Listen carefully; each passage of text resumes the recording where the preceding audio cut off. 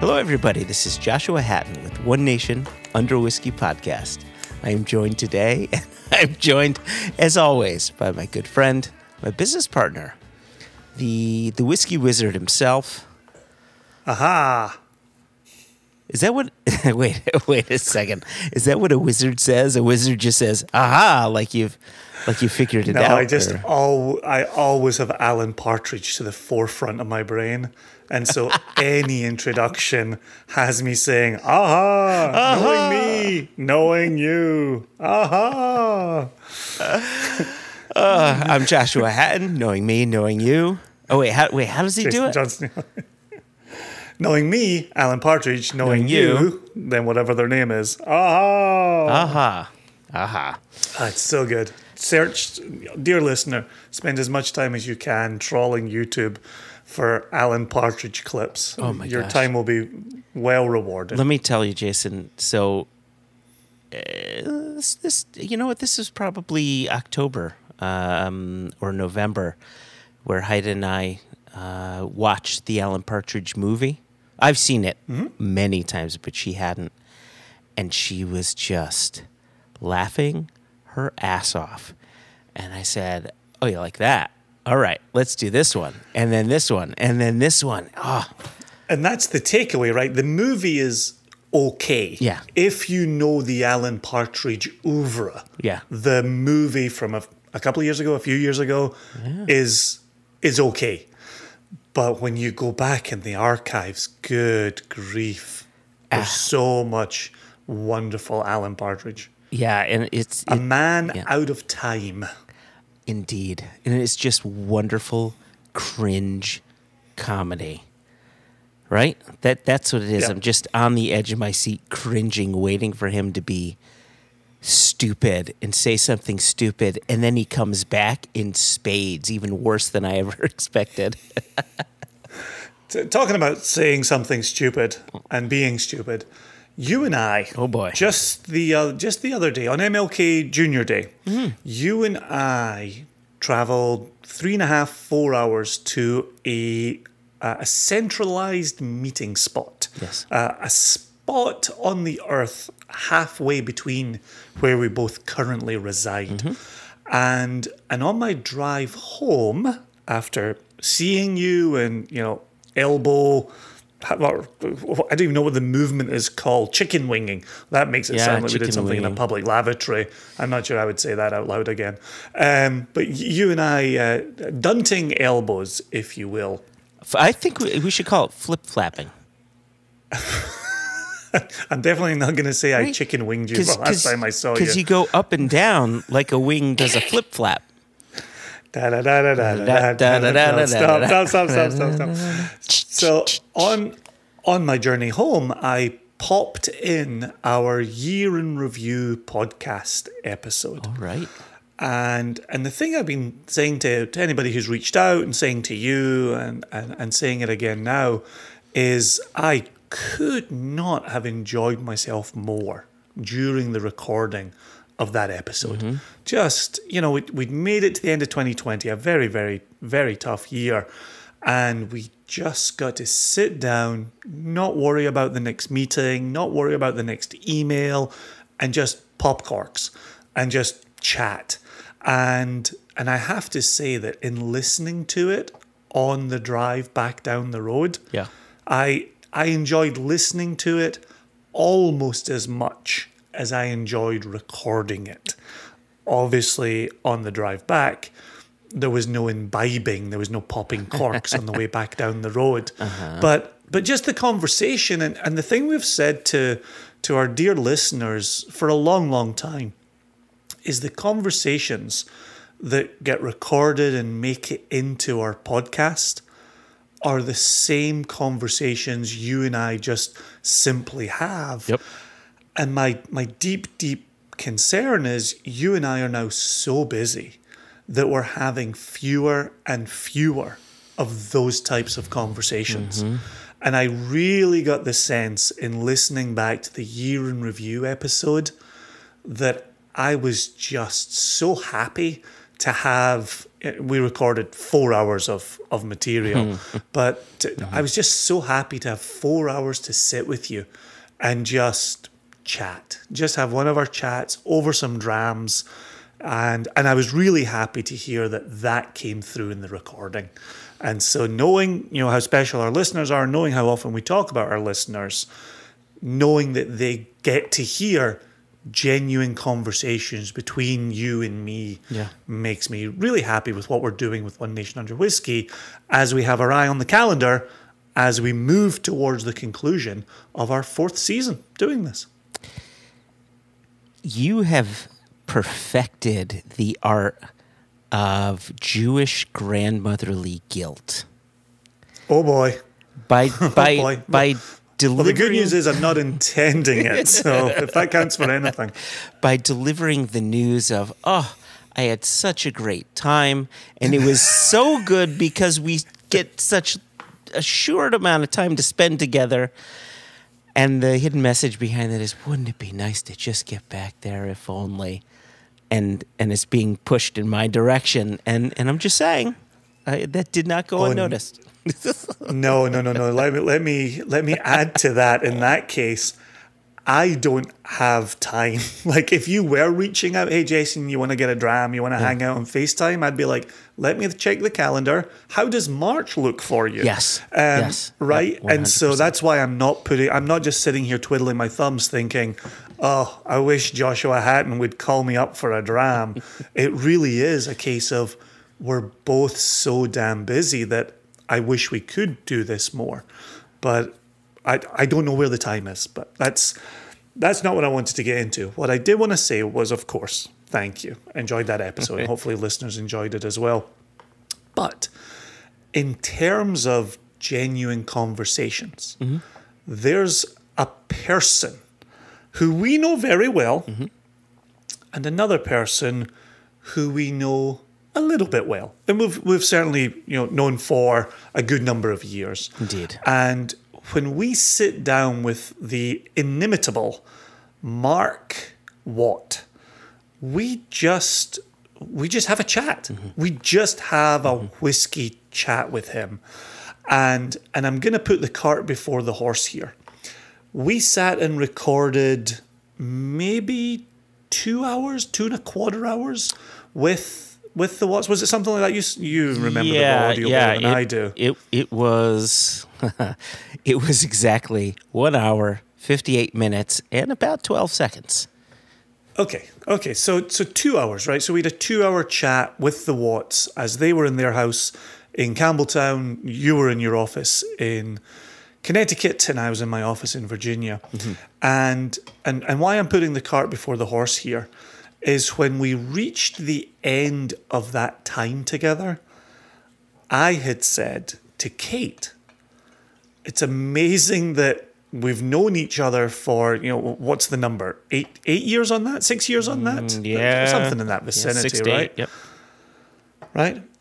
I've never had the opportunity to just sit down and have that length of conversation with Kate. Same. And it was wonderful learning more about Kate and Kate's backstory. And, I know she's been very well established in the whiskey industry, getting even back to university and subject, and then coming on board with Springbank and being there at the same time as people we know and like a lot and consider friends like you and Mitchell and David Stirk, and having those kind of points of commonality.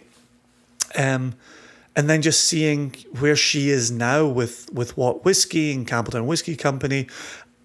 And of course, it's always wonderful to sit down with Mark. But what a real treat to get to spend that extended time with Kate for really the very first time.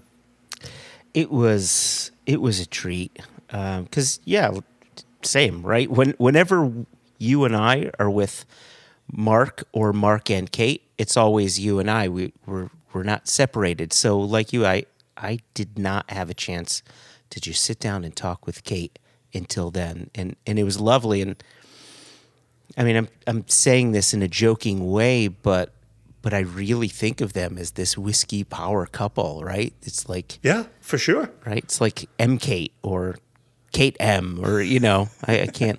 But you know what I mean? It's in. I'm trying to think of other sort of whiskey power couples out there, right? Hans Offringa and Becky Offringa, right? These two people that you know as a combination, right? And their careers up until this company is all, while in whiskey, has always been separate, and now they get to enjoy it together. I will tell you, Matt and Karen with the Whiskey for Everyone blog, and kind of what they've built out of that. Yep. And the reason I got to Matt and Karen was I was thinking not of a married couple, but really a couple of chaps who are in a similar boat to us, where they've just kind of become known as a professional whiskey couple, is Neil and Joel of the old Cask Strength blog. Yep, that's a and good kind point. of what they've gone on to do with their writing. And we've been talking a lot about the Water of Life movie, and there's Neil and Joel in the Water of Life movie. And so I think of them in the same way that I think of you and I. And you just said this a moment ago, you know, when you and I hang out with people, it really is you and I. There's not a lot of one or the other of us will go to Scotland or go on business. It's really both of us. And so it's kind of weird being thought of as a professional whiskey couple. At least Kate and Mark are married. Yeah, and there's no, you know, benefits that I have been granted yet in this friendship. I can't believe you would say that after being chicken winged. That's hurtful. I'm starting to think chicken winging means more to me than it does to you. Oh, gosh. Where is that in, like, you know, first base, second base, third base? Yeah, right. Yeah. All the kids are talking about it. As the kids say. And then it just turns into an Abbott and Costello skit. Who's on the chicken wing? Yeah, who's on the chicken wing? Naturally. Anyway, so speaking of Mark and Kate, it was so lovely having the two of them on the podcast. Like you had said, it was a long conversation, and I barely edited any of it because it was, like you had said, it was just a lovely conversation to listen back to. I left in one or two of your ums, one or two of my ums, but what are you going to do? I think I'm going to go over to Mark and Kate. I think that's a wise decision.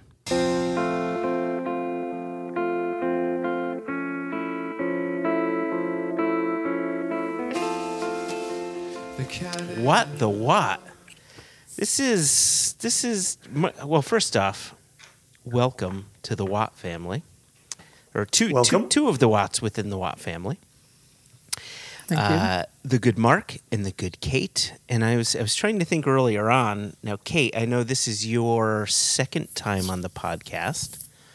Yeah. Though your first time without child, which is good, so you can drink with us. Yeah, and the first time you've actually given me a microphone. Jesus Christ! I was hoping you weren't going to bring that up on recording. Yeah, of course I have. How good is that? Second time on the podcast, but first time with a microphone. Yeah, but I mean, I was really good at sharing the microphone the last time. Yes, I hope nobody goes back to listen to that episode to see just how good you were at sharing. I maybe said a couple of things. Yeah. I think Anyway. you had gravity against you, Mark. Your chair kept on floating to the other side of the office. That was a fun day.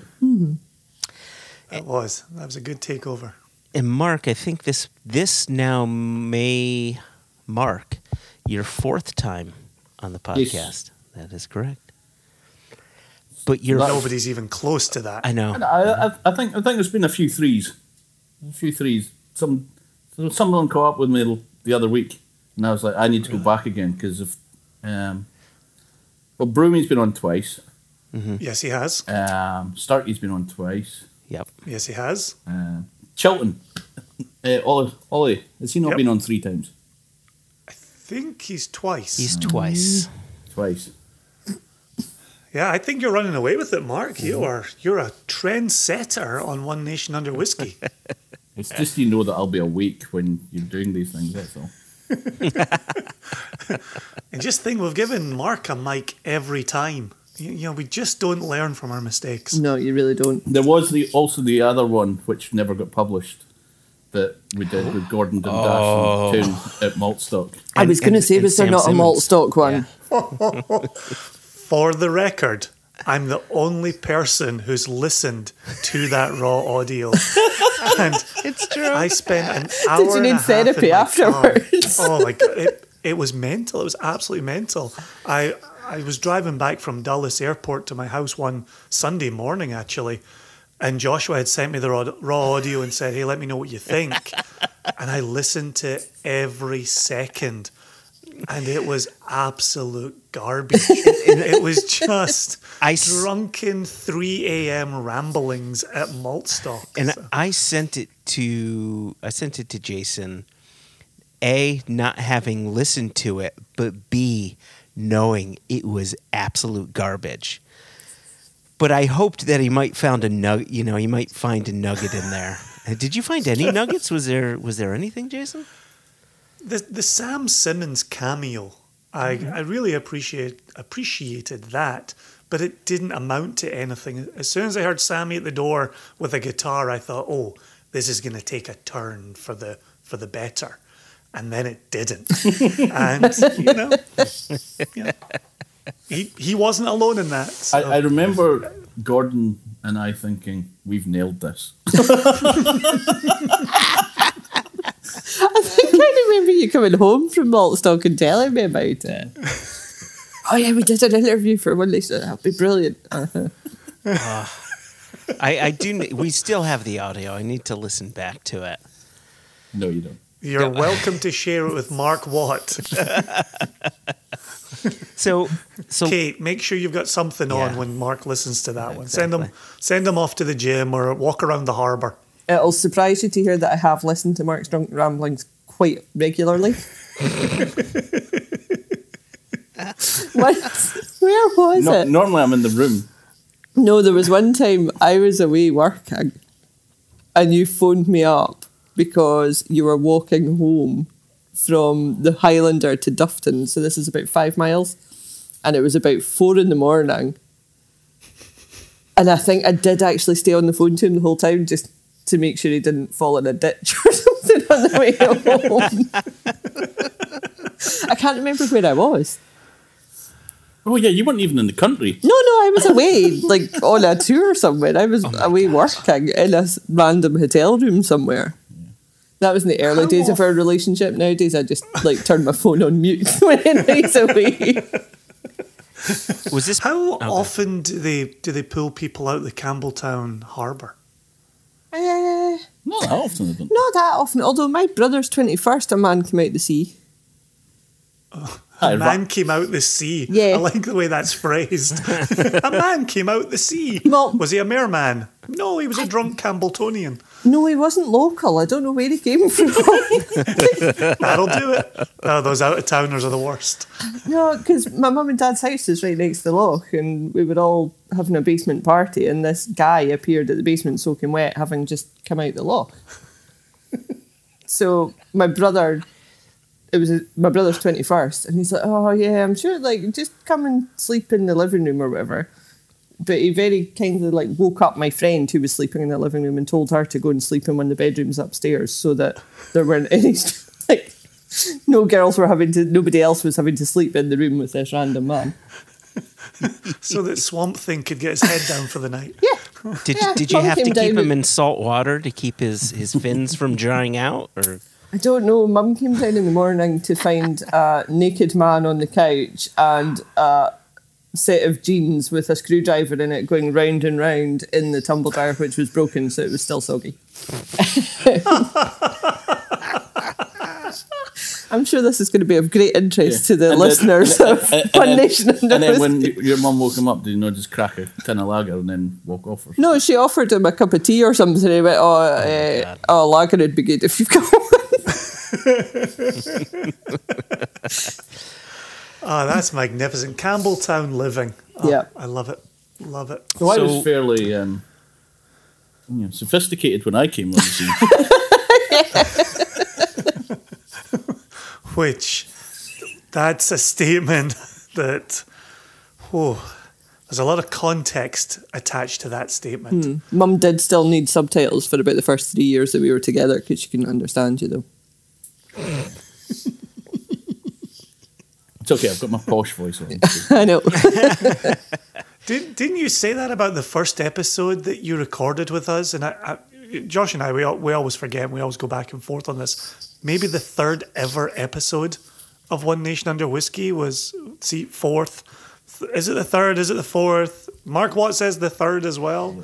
Well, while you guys are talking, I'm going to check the World Wide Network. Yeah, no, but the first one was a pilot, so it doesn't count as an actual episode. So you're saying the first one was episode 0? Yeah. Gosh, how long was the first episode? 40 minutes? With So 20 minutes or 17 minutes you ready for dedicated to Sturk? Oh, this is so funny. I'm looking at our website here, and the picture of us with David Sturk is upside down. Yes, I've told you this before. All right, so that's episode 1. Episode 2 At this point, there's no point changing it. Episode 2 was Brian Davis with Lost Spirits Distillery. Okay. Episode 3 was a post-Whiskey Jubilee Seattle event. Episode 4 was Mark Watt. There you go. There you go. Bum. We have an answer. But calling Sturk the pilot, that's damning with faint praise right there. Oh, I was actually quite annoyed listening, not annoyed, but listening to David's first episode, because everything he answered, I pretty much was answering the same. So you could have just, done my episode, but with a Scottish accent, and most of the answers would have been the same. Well, it's funny you bring that up. Then you're the first Scotsman we interviewed on One Nation Under Whiskey. There you go. Well, there you go. Look at that. And without subtitles. Difficult to subtitle a podcast, I suppose. And this is why I bring this up. You had said that was your telephone voice on that recording. Wow. And you must have been exhausted by the end of it. Your cheeks are sore with having to enunciate. So Sound like a BBC newsreader. what I'm hearing here is, Mark, not only were you the first Scotsman on the internet, way back when the internet had started, but you were the first Scotsman on the One Nation Under Whiskey podcast. Look at that. Well done, you. He only blazes trails. So, all right, I need to reel us back in because we may never have a whiskey conversation if I don't. So this is now Mark's 4th time on the podcast, Kate's 2nd time on the podcast, first time with a mic, first time without baby. Mm-hmm. But you both combined your first time as business owners, as joint owners of Campbeltown Whisky Company, which is the owner of Watt Whisky. Yes. We're very excited to have you on board. Now, I'm going to throw out a question there, which may be really general, but we'll see. We'll see how it goes. Because this is very recent, probably fresh in your mind. What's it like starting an independent bottling company? And what happened that maybe you didn't expect to happen? Very briefly, and Mark will probably expand on this, it was actually a lot easier than we expected. It was really difficult. It was really difficult. And it took but everything went relatively kind of as planned, and it was all quite good. The unexpected thing is that we haven't killed each other yet, working together for a year now. Yeah, just over a year. Wow. We're still getting on. There's no divorce looming. It's been quite good. Yeah. That was probably one of the things that's how is actually working together with kids, working from home. Initially, I mean, obviously this was all before the pandemic, but it was also before we had an office premises, so we were going to be working from home. And that was a kind of, oh God, are we going to end up killing each other and falling out and whatever. But I did think initially I wasn't sure how much input you would have. I thought you might, like, to begin with, do all the nice stuff. Setting up the branding and the making things look pretty. Well, not that you can make me look pretty, but no, I mean there's limits. You're talented, so but the kind of branding. And then you might like fade away. But it's been really good that like you're involved fully. Yeah. You're not like it is a joint business. It's not. Oh yeah, well it's mine, but you do bits and pieces. My name's on the like thing at Company's House or whatever. It's actually been really nice because I've been away from work for the last like 5 years because I pretty much stopped working when we had Zach. Yeah. Zach's 6. Zach's 6. Okay, so 6 years. Wow. I mean, I was no doing... one's counting 2020. I was doing bits and pieces. Exactly. I was doing... Yeah, it's written off. I was doing a bit of kind of like whiskey tours and tastings in Campbeltown during Malts Festival, and I was involved a bit in the Malts Festival through my Explore Campbeltown stuff. But I'd been away from the kind of circuit and away from the industry for kind of 5-6 years. So it's actually been really nice getting back and speaking to consumers again, speaking to distributors. Realising that we're the older people on the circuit these days. Yeah, in my head, I'm still that kind of like 20s thing. So it's a bit scary when you realise that you're like the old grey-haired people that were there when we started. Yeah, so some of us have had that since our 20s. Yeah.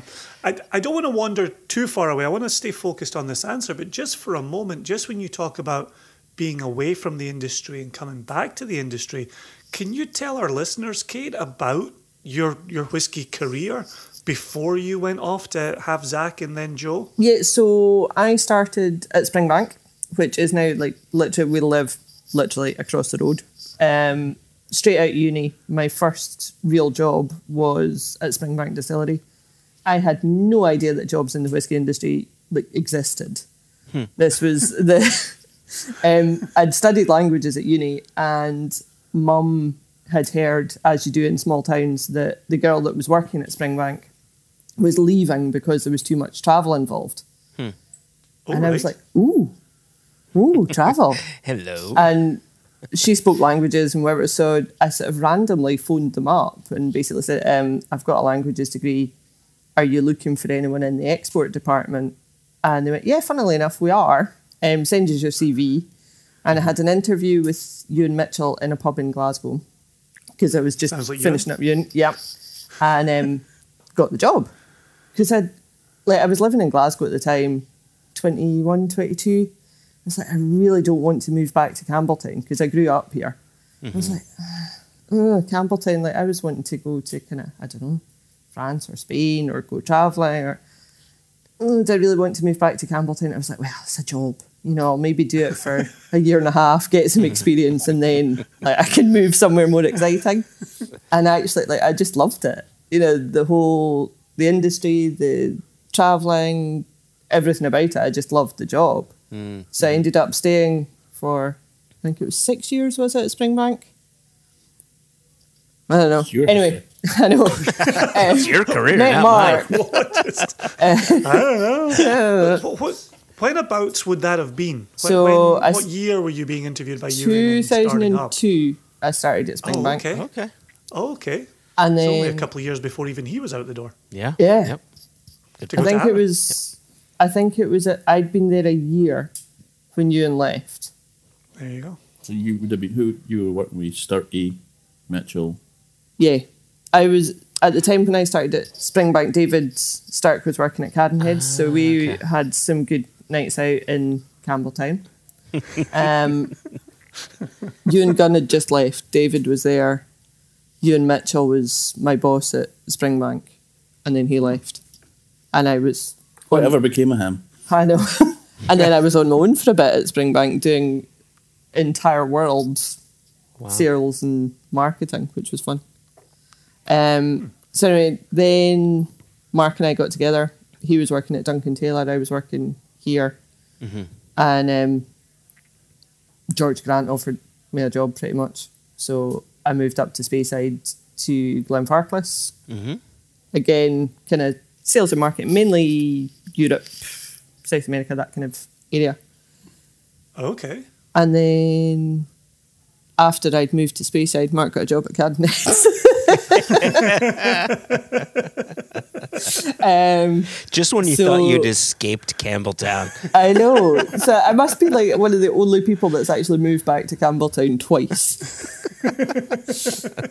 I can only imagine the strings your mum is pulling behind the scenes. I know, probably, actually. I don't know what keeps happening, Kate, but we love it when you move back to the tune. She didn't used to play tennis with one of the directors of Springbank. Yeah, she did before I got the job. Causation or correlation? Yeah. But no, it was a great job. Like all the whiskey festivals, doing all the travelling, tastings. It was really great. You did a lot of travelling with Glenfarclas. I did a lot. I spent a lot of time in France, which was brilliant. I was probably in France like once every couple of months for like a week at a time or so. So I was over like maybe 6 weeks. Okay. 6 weeks a year in France.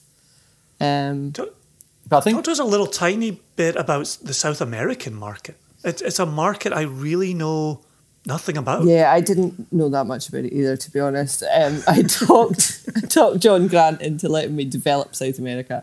Or I'd been asked to develop South America, and I managed to talk John into letting me go on a kind of Don't say jolly. No, I was going to say like a kind of recce market. It's history now. Market research trip. It was tied in with, like, the Scottish Government does this Scottish Development International trips where they kind of part fund visits to different export markets to try and help businesses open up different markets. Okay. So they were organising something to Brazil, which I went on to Sao Paulo, and then kind of went over. I'd got us a new distributor in Chile and one in Peru, so kind of went over up to them, and then to Argentina. We had somebody that wanted to be an importer there, so went and met them. But it was really just kind of starting up. I think that was the year before I left. Yeah, I think it was. So I'd kind of got the distributors in place. That was the kind of first trip over to like get staff training in place and kind of meet the distributors properly. But it was brilliant. That's really amazing. great. I mean, fantastic opportunities working for Glenfarclas and for Springbank. I mean, we met in Japan because we were both over there working. We have that story on wax. Well, maybe To keep it in the recording. It's a great story. I recommend any listener who's not familiar with this story on how the two of you met to go back to the malt stock recording with Mark Watt. Yeah. That is a great story. So it was after South America that you hung up your hat. You're pregnant with Zach and decided to take a break from the industry. 2014. Mark, at the time, you were Working from home for Cadenheads, but from Speyside. And we decided like we couldn't both do the jobs we were doing with the amount of travelling we were both doing and have a small child. It just wasn't gonna work. So we moved back to Campbeltown. I stopped work for a while. You then started working in the office for Cadenheads. And those 6 years have just passed in a blink. Yeah. Like, just the time has disappeared. But it did work out all right. Like moving down here, the Cadenhead's job for me was a bit of travel, but it was nothing like I used to do at Duncan Taylor. No. And like when I was at Duncan Taylor, you were at Glenfarclas or Springbank, and we were both travelling a lot, which meant it worked because it wasn't one of us stuck at home whilst the other one was travelling all the time. And so you knew that, there's a couple of times we bumped into each other at airports. Yeah. I can imagine. Or like managed to grab a coffee together in Aberdeen as one of us was flying in and the other one was flying out. That's amazing. That is absolutely amazing. It was good though because we both did the same job. Like you understood that, you're away travelling a lot with work, but it's not always a jolly. It's good fun, but it's hard work as well. And you come home and you just don't want to speak to anybody because you've been speaking to people for like a week and being nice and chatty and you get home and you just don't want to speak to anybody. So fortunately, because we both did the same job, like you could come home and be like, how was your trip? Yeah, fine. And like just like sit and read a book or watch the television or whatever. Whereas like, you know, my mum wanted to know my like mum's the same. both our parents. It's like, and where did you go? And where did you go to eat? And who did you see? And what were you doing? And they want the whole itinerary. And it's like, oh, just. Yeah, I was in Binny's. Does that mean anything to you? Yeah. No. Well, like, how was your trip? Yeah, it was good. That's all they need to know. But no, it's like a lot of questions. I used to get that a lot on the flight from London to Aberdeen. You know, you maybe just flown in from Tokyo or America or whatever, and you're on the last leg, and then you get some Granny Jean that's been down to visit their daughter or their granddaughter or whatever, wanted to speak to you. The whole, and you're just like, oh, yeah, you're so done. You're so done. I always sat with my Kindle like in front of my face and just like read and didn't speak to, like didn't make eye contact with anybody. The worst I've had on an airplane was I was watching something on my iPad and a German woman next to me started touching my iPad and said, "Are they twins?" Oh my goodness! I was like, thank you, madam. I was like, well, there's the craze, but why are you watching porn on a plane? That's what I want to know. I know, that's in really poor taste. It wasn't even subtitles. Yeah, I'm always perplexed by people. I board with my AirPods or my earbuds in my ears, and then I sit down and I busy myself. It's when people will talk to you despite what's in your ears. Yeah. I'm just like this. Oh, this is going to be bad today. I'm going to have to go to sleep, or just sit here for 5 hours with my eyes shut. They'll wake you up, which I have done. I've been woken up from a sleep with things on. Someone asking me a question, not could you get out of the way so I can go to the toilet? Just asking me some dumb question that they could have bothered someone who had their eyes open, but nope, it was me. I want to get back. Hashtag we're all sharing first world problems right now. Right? Oh, I hate it when people are friendly. They're the worst. I want to get back to Watt Whisky. And Kate, you remember that? Kate, you'd said something that intrigued me, where you'd said you're surprised working together as a couple. You haven't killed one another, and then now let's add on this other wrinkle where you talk about you're talking all the time. Like now, you guys from morning until night are not separated, and so.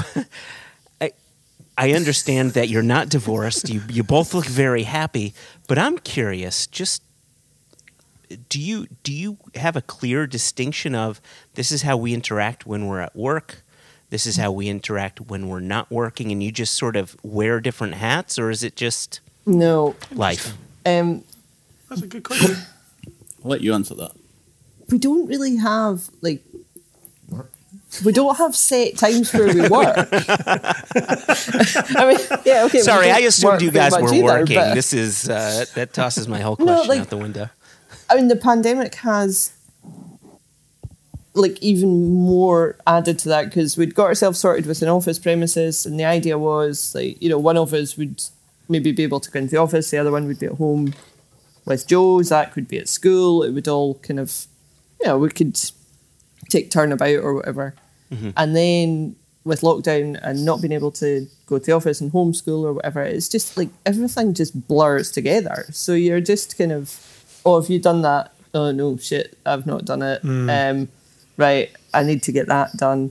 But we've ended up kind of doing different things anyway in the business. But we'll be, because we're not strict about anything, like it's not like, right, we need to go and sit in the office from 9 to 5 just to prove that we were working. You know, if there's stuff to do, we'll get it done at some point. And we do sometimes work at 9, 10 o'clock at night when the kids are in bed. Yeah. But only if we have to do something. And it's different doing emails and stuff for your own business at 9, 10 o'clock at night rather than doing it for someone else. But also when you've not done anything during the day because you're like, oh, it's sunny, we'll go out. Yeah. You know, we'll go for a walk. And I think one of the things that's been quite good is like, well, more so when Zach was at school, like we'd maybe be out for a walk with the pram and we could just chat like random business stuff as we're pushing the pram. You've got, you know, walking along the front of the loch and you're like, oh yeah, we need to take some photos of this, or, you know, do you think we should bottle the Kalila or the Kalila, as it would appear? Yeah. You know, but it's not been sitting around the kitchen table and it's only work. No, Which- it's been very kind of, it's all mixed in with kind of Particularly daily during life. the pandemic, it'd be very easy because that's the only thing we've got other than, you know. We have 2 small children. No, but like we've got 2 small children, but it's not like we're like, all right, you were out with your friends last night. What was that? Or No. Did you watch something on the telly? Well, yeah, because I was watching it with you. Yeah. You know. Yeah. So it's been amazingly good.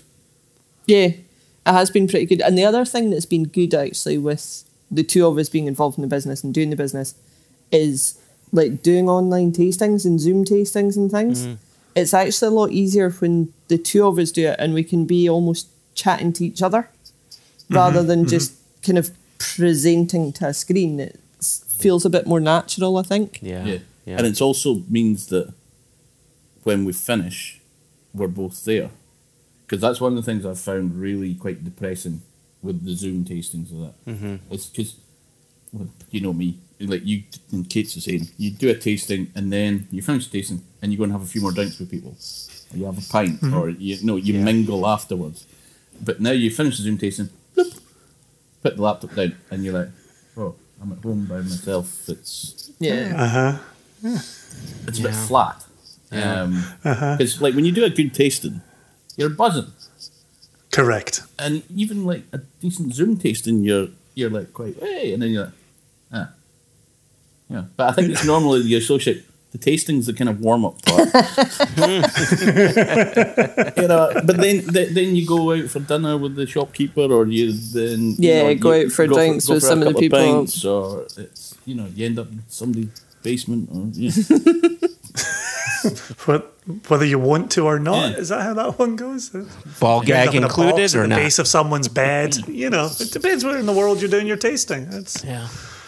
Joshua and I have done it where we've concluded a Zoom tasting and then immediately called one another back, and then run off and grabbed a beer and just sat and had a beer and kind of decompressed, because there's no way I can go from a Zoom tasting in my office, shutting the laptop, across the hallway to my bed, and then lie down and go to sleep. Got on. There's just no way that's happening. I always remember when I was young and I worked behind the bar at the Campbeltown Hotel, I would fairly soon into it, I was lock-up manager, so I finished my shift when the last guest went to bed. And we had a 24-hour hotel license, so it was brilliant, because it used to be at the stage where when people were checking in to the hotel, I would generally know what time they would go to their bed.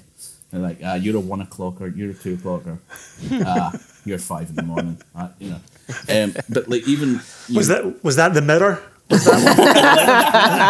And you, sir. No. And like quite often I'd come home.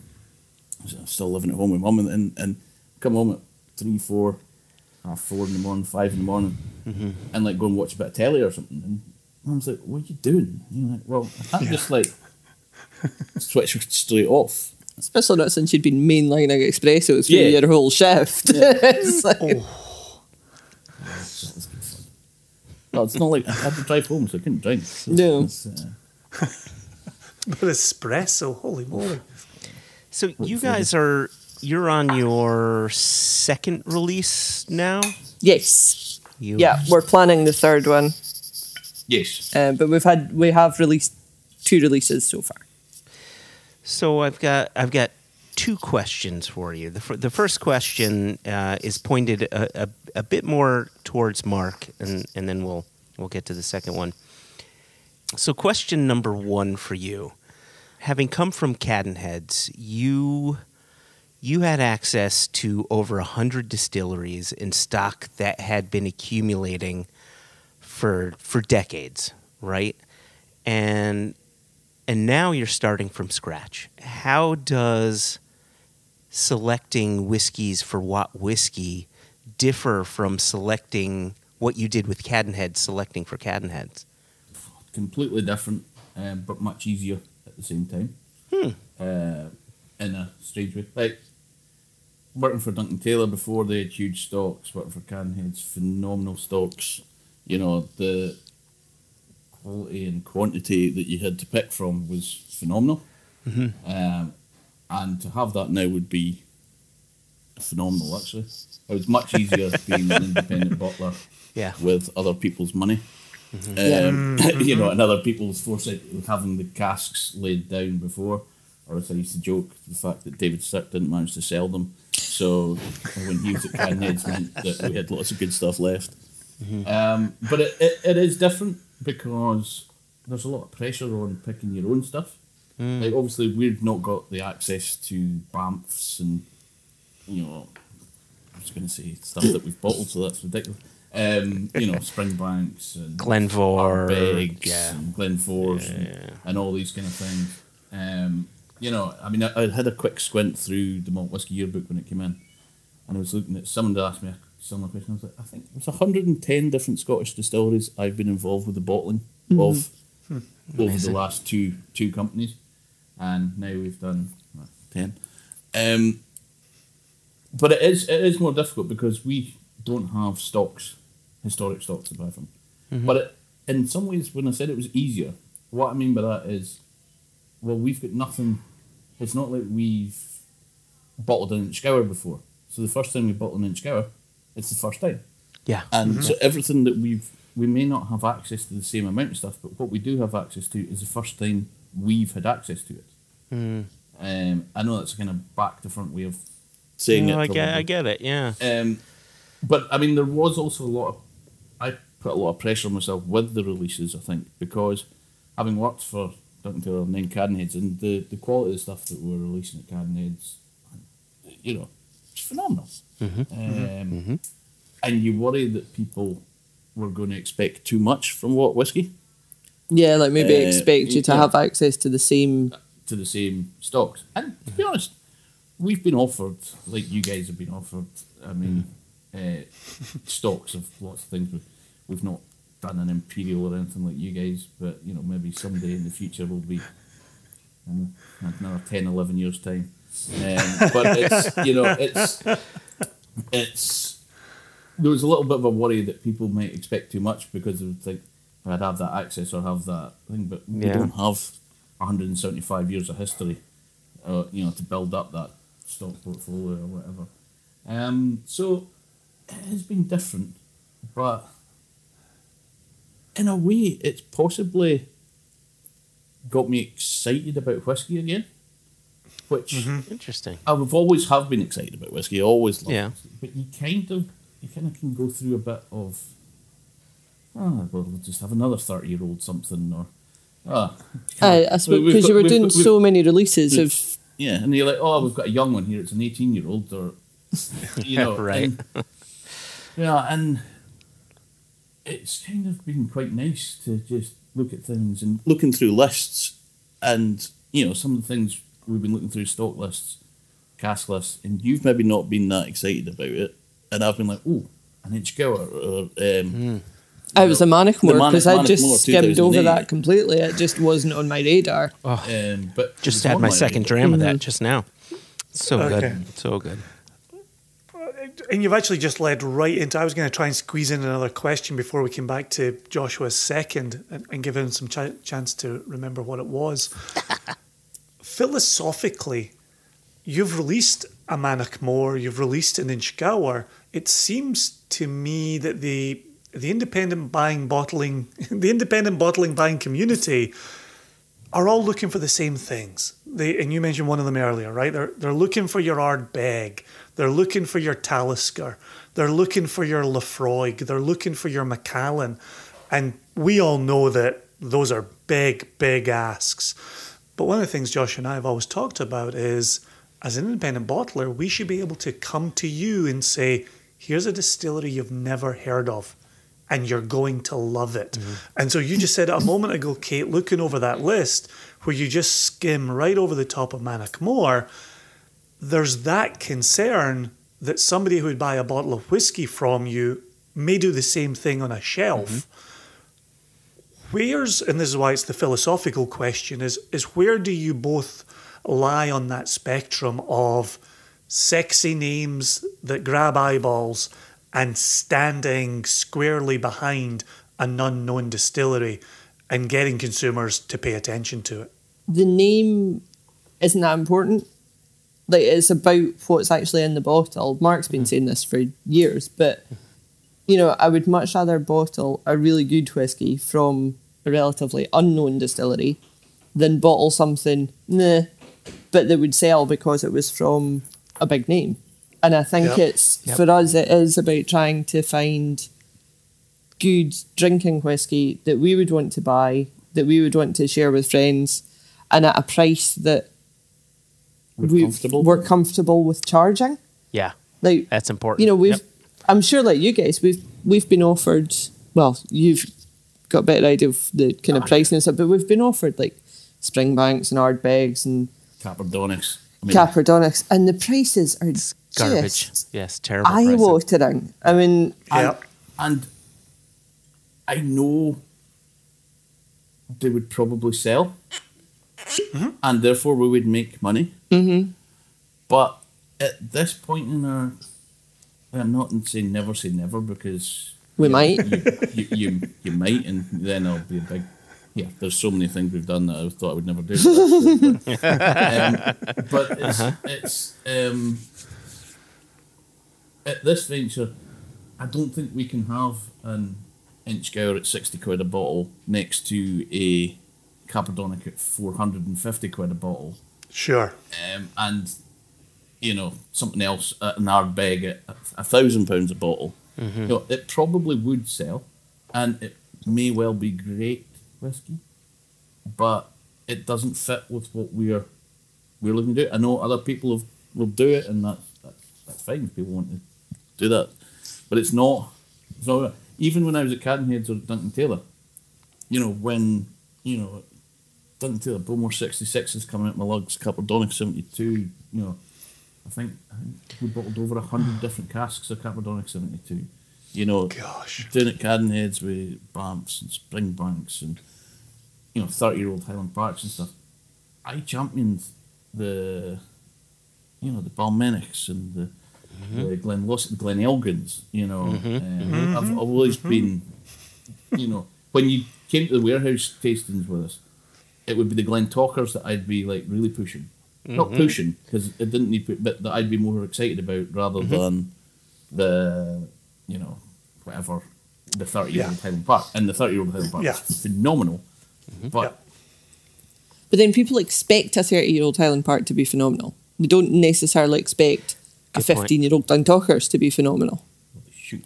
I know, but they don't. Absolutely. So actually, I think we're all in agreement there. So actually, people are more likely to be pleasantly surprised by a 12-year-old Manachmore or a 15-year-old Glentalkers than a 30-year-old Highland Park or a 25-year-old Springbank or something because of that expectation. Yeah.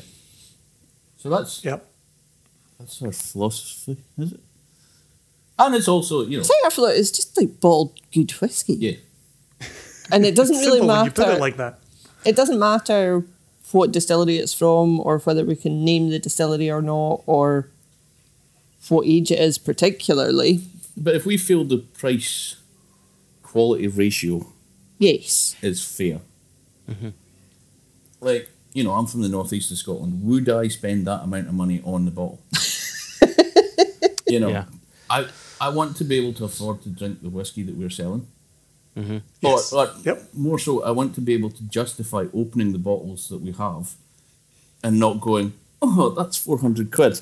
And also I could have, fed my children with that money. But also opening the bottles to share with our friends who don't necessarily drink whiskey. Yeah. So you don't feel that it's going to be totally wasted on them. Yeah, I'm mainly talking about my friends. Obviously, most of Mark's friends drink whiskey, but like quite a lot of my friends don't, and we're trying to get them into it. So if all the stuff you're bottling's in the hundreds of pounds worth, you're really not going to want to crack open one of them to give to people that aren't necessarily going to appreciate it. When we can eventually get back to bars and entertain clients, you don't want to be going, don't buy that. No, don't take a dram of my such and such. It's too expensive. I don't want to put that on my company expenses. Yeah. So. Yeah. So affordability also important, I think. Quality, affordability, drinking whiskey. Yeah. Like good honest drinking whiskey is that I'd say the force is.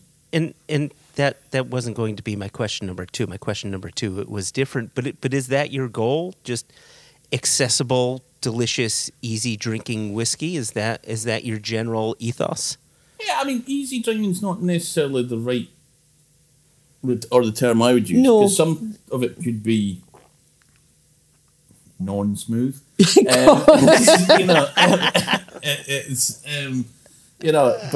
I'm trying not to say complex or whatever, but the whiskey may not be for everyone. Like being honest, it's not a whiskey, but rum. When we got rum samples, we've bottled the Traveller's rum, and we've got a Foursquare coming. Both excellent rums, and I love them. We did get samples of some Jamaican rum, which I absolutely loved. It was just proper linoleum, like a 1980s car on a hot day, with somebody spilled a bit of diesel in there as well. It's just like proper. I hear you. Proper, like disgustingly brilliant. And moving further along in time, we'll probably bottle those kind of things that won't necessarily be for everyone. At the minute, we've got to, but we have to be a bit more, I don't mean cautious, but the things we've started off with, like the Belize rum was excellent. I love it. But it was more accessible maybe than... So once we're a bit further established, we can maybe go a bit more off-piste or a bit more niche or something with the flavour profile rather than going crazy. I mean, I want to move into lots of things, but you're there to rein me back in. And this gets us to my question number two, which was, here you are, you've had release number 2, you're looking at release number 3. I'm curious two things. A, your selection process, and B, exactly what you said just then. Obviously you're a new company, though both of you have names within the industry that people know and people respect and follow and so on and all of that. It's your company, it's your money. You have to be protective. You want to bottle the things you know are going to be winners. Like, here you are, release number 2, looking at release number 3. A, what's your selection process look like? And B, when do you think you'll be able to start getting off-piste a little bit and challenging your consumers? I mean, I think we're already slightly off-piste, but more so probably in the next year. Yeah, maybe. And when we're talking off-piste, we're not talking like majorly off-piste. Yeah, we're not talking grappa or No, but I guess my point is, and let me clarify here. Early on, when Jason and I started Single Cask Nation, I want to say this was 2013, 2014. We went to the Westland Distillery, and we selected. It was a 2-year-old, and it was heavily peated whiskey in a really active sherry cask. And it drank like one of the funkiest Lechigs you've ever had. And it was the first time where, right? It was the first time where we said, we're going to bottle this. And we're going to bottle this knowing there are going to be people that hate this whiskey. And we're okay with that. That's where I'm getting at. I think we've possibly already done that. You reckon? Well, no, we bottled whiskey that I thought I would hate. Yeah. If you saw it on a shelf or on someone else's price list, you'd be like, what is this rubbish? Yeah, I mean, like, I was always against short finishes. And we've got an Orkney, if anyone said it, that has been in a port cask for 5 months, 6 months. And, like, normally I hate short port finishes. I generally don't like port finishes in general. But I'm really not a fan either. Neither are you.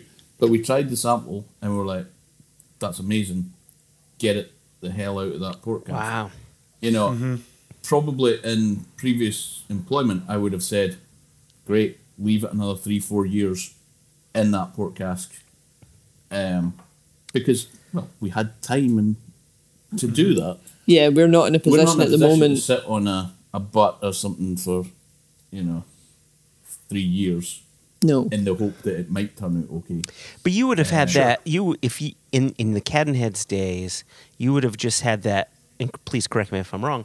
You would have had that on a spreadsheet that would say, Highland Park, 14 years old, 5 months in a port pipe, and you would have said, leave it in for 2-3 more years. Do you think owning your own company has you tasting things immediately because you simply need to make immediate decisions?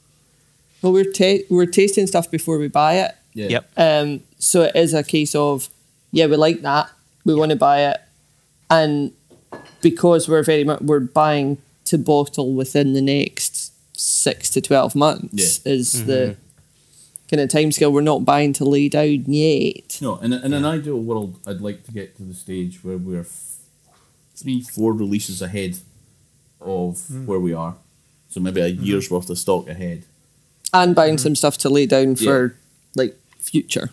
But we're a way off that at the minute. In an ideal world, we'd be like, we buy new make every year so that by the time we retire, we might have something to bottle. Yeah, no. Going back Here you go, Zach. Yeah, going John. back to Joshua's earlier question, the selection process is really quite simple. I'm going to steal Mark's normal chat on this. It's like, try it, we like it, we'll buy it, we'll bottle it, is pretty much the only kind of thing we need to do is decide what we're bottling when. So we bought, what did we buy initially? 10 casks? Yeah, I think so. We bought 10 casks initially, and we decided, thanks to the crowdfunder, actually, we were able to kind of launch with a range of 5 casks. Like you guys know yourselves, buying the casks is one thing, but then you've got the labelling, the bottling costs, the duty on the UK stuff, all this stuff, which if you don't actually have cash in the bank, you can't do. So the crowdfunder went amazingly well and allowed us to launch with 5 casks rather than maybe 1 or 2. That's rocking. That's really cool. It was. So we had the casks bought, and then we sat down, tasted through them, and we did actually, because it was going to be our first release and because we knew that we were probably going to have quite a few months of only tasting these 5 products, we're like, we need to have a variety and we need to have stuff that works as a tasting and that works as a kind of smart range. So that there was a bit of thought went into. Yeah. I'm saying there was a bit of thought went into that. Normally you just be like, we'll just bottle those 5 and it'll be fine. There was actually a bit of plan there. There's always been thought in here. And again, the second release, I think we're trying to have a bit of variety. We're trying not to repeat stuff. We did a rum in the first release, so we haven't done one in the second release. We might do the Foursquare third or fourth release. There's a few things at the minute, depending on what casks we can actually get to. We got stuff bottled at Claxon's, what casks we can get there on time before the next release or whatever. So that might influence things a wee bit.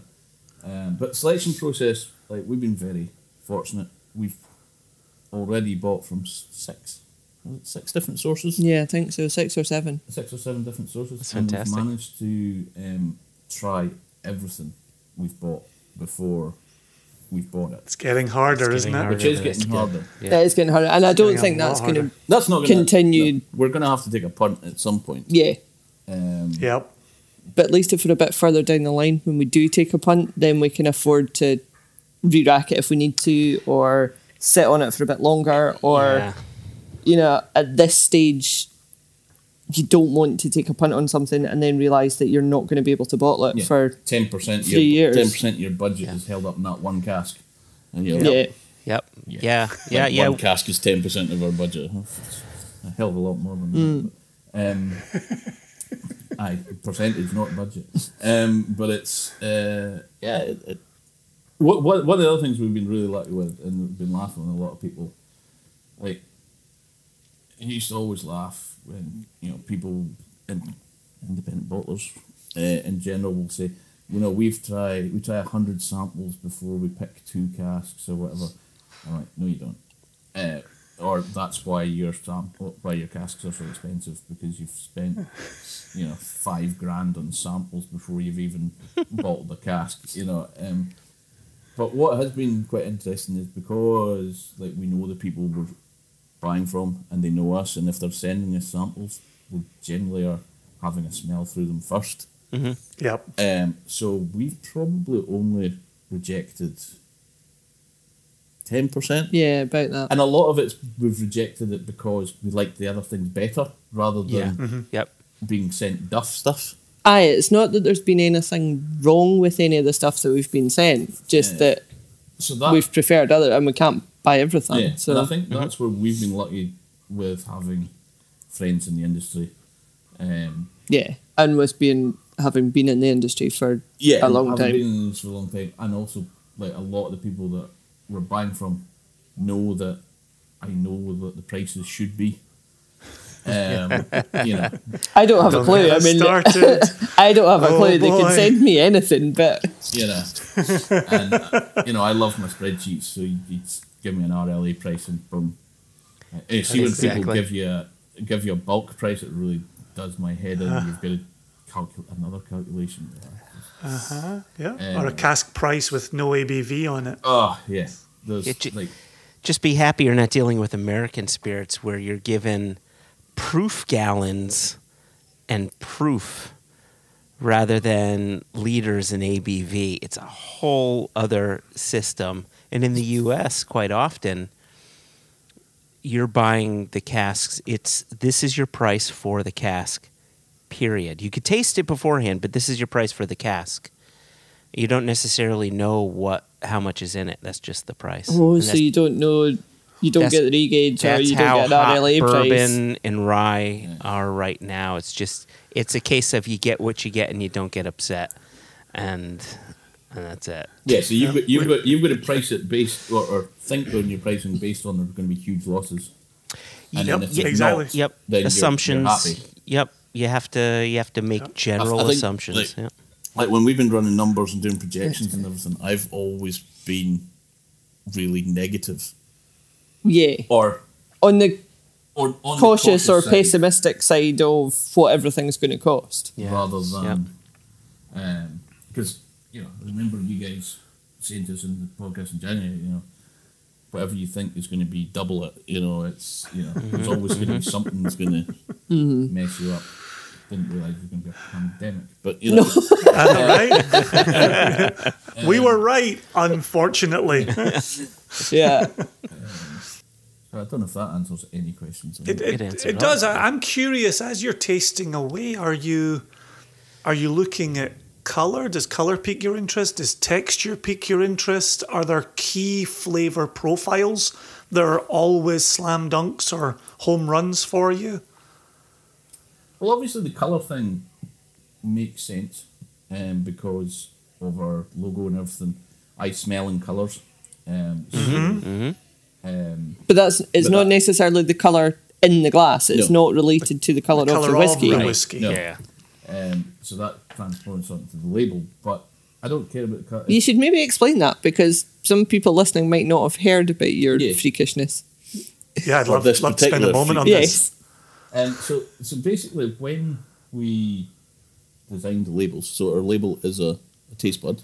Yeah, the logo is a cross section of a taste bud. Is what it is. Because obviously we're all about the taste and not about the packaging, even though we have 5 labels and a box. Yeah. But anyway, moving on. But it makes sense and it works really well. So our team came up with this logo and we were just like, love it. And we decided that we wanted different colours on the label, you know, just to mix it up a bit. Mainly because quite like bright colours and a bit of variety. And I said to Kate, well, I've always smelled in colours. And Kate, well, you can say what you thought when I said that. Well, he'd gone on about this years ago, like, oh, that smells red. And I was like, you're just being a pretentious wanker. Like, what are you on about? But it turns out it's Why a can't thing. you both be right? Well, it turns out it's a thing. What is It it? is called synesthesia. Yeah. Synesthesia, yeah.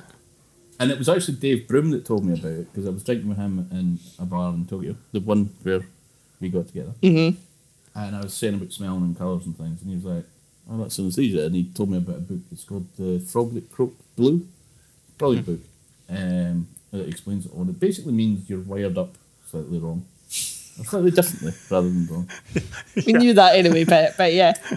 And so basically, lots of people have it, but don't necessarily realise they have it. So when I smell, I get a flash of colour, and that's the colour that we put on the label. And this is the first time we've looked into it since we started this company, that I've looked into it to try and see if there is any correlation between the colour I smell and tasting notes. So far, I've not got enough research to do proper analysis on it. And I was so pleased, like when we did the Forte pink-coloured Orkney, I was so pleased that the smell wasn't pink, because that would have really annoyed me. And it was, whereas the inch gour that we did, you know, like creamy, it was hot pink was the colour we got that. So that's where the colour thing comes in with our labels. And we also wanted different colours, but we didn't want to go down the regional route. The regional colours, yeah. Because, you know, most people do, you know, Isla's purple, Spaceside's green, whatever.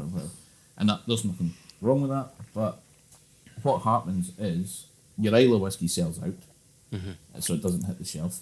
Like, we're not going to get anything from Campbeltown much, not much from the lowlands, you know.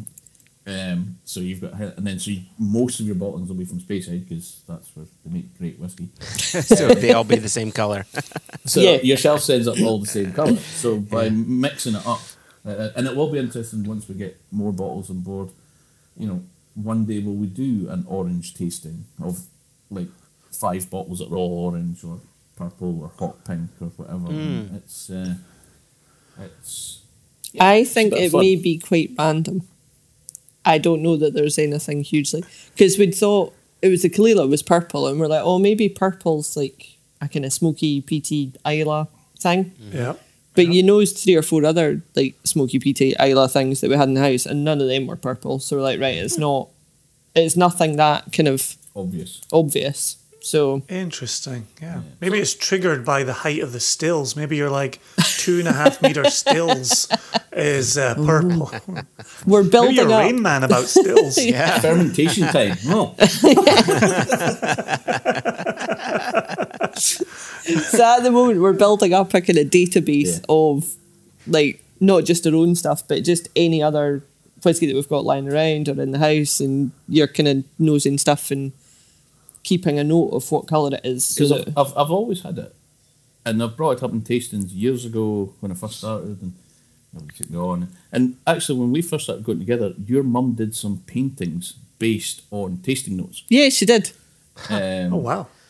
She did like some abstract tasting, kind of like the one that's behind us there. Yep. Oh, yeah.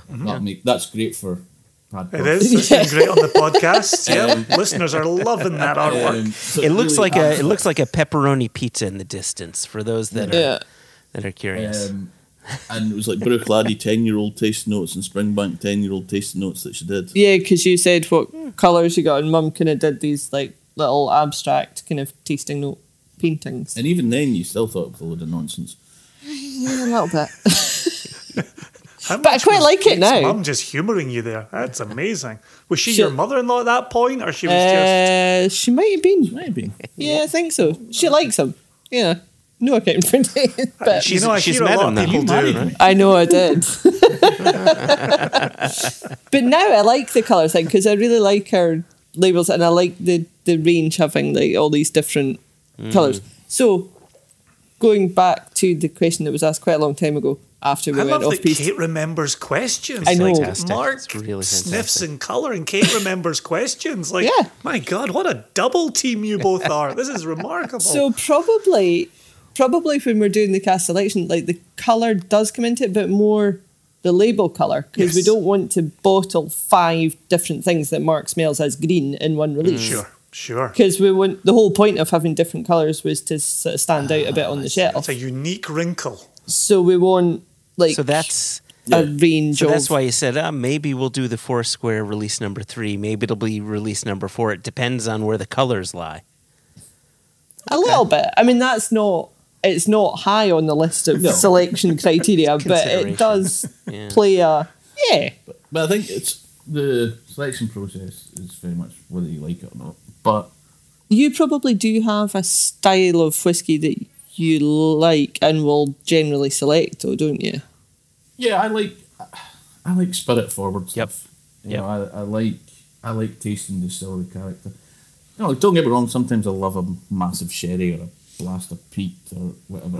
And if you can get, sherry cask and distillery character working together, it's fantastic. But that's why I love mezcals and things like that are spirit Yes. driven. And there is a tendency you could say, so you just like immature whiskey, and there's a difference between spirit driven and immature. I think the cask has to do some work, but again, for me, and I've always said this, as an independent bottler, you're there to bottle different whiskies or rums or whatever you're doing. If you have everything tasting, if you filled everything into first fill sherry, then you've obviously got more money than we do.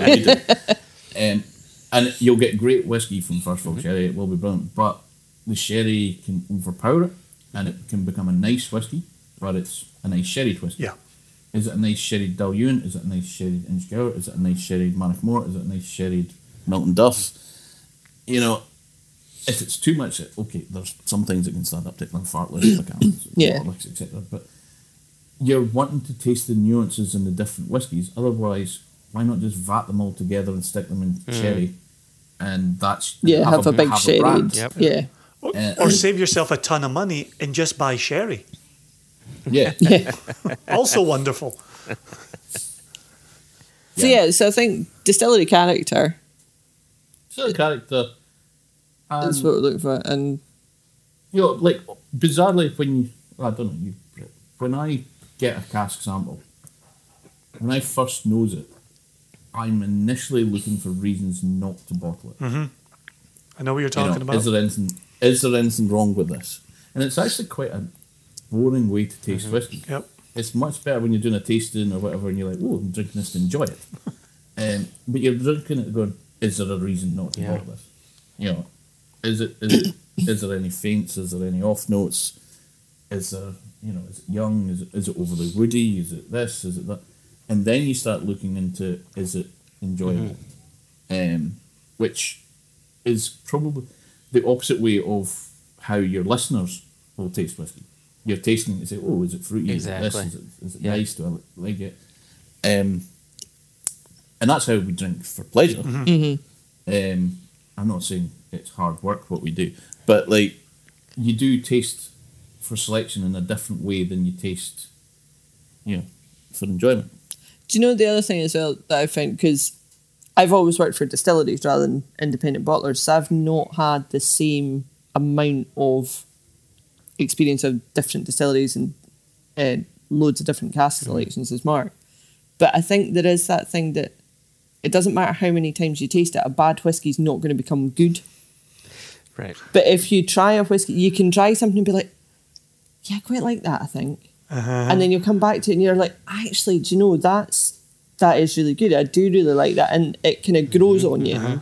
But you never try something that you think's bad or that you really don't like and then go back to it and like it. Yeah. I think it's like you don't try something and think, oh no, there's off notes in that, and then you go back to it and go, oh no, it's fine. Yeah, but I've seen samples that I've not even tried because I've opened the sample bottle and went, nah. Yeah. And just automatically rejected it. Yep. Which is always disappointing, but it's also quite good because you know you don't have to think about it. Yeah, it's. But on the kind of flip side of that, like there's been two, like one in each release actually. So the Highland, nearly said it, the Highland that we did for the first release, initially I was like, yeah, it's all right. And as I've tasted it and kind of every time I try it, I'm like, oh, actually, do you know, it's really grown on me. And the same with this release, it was actually the Out of Vein, because you'd tried it and you're like, oh, this is amazing, I love this.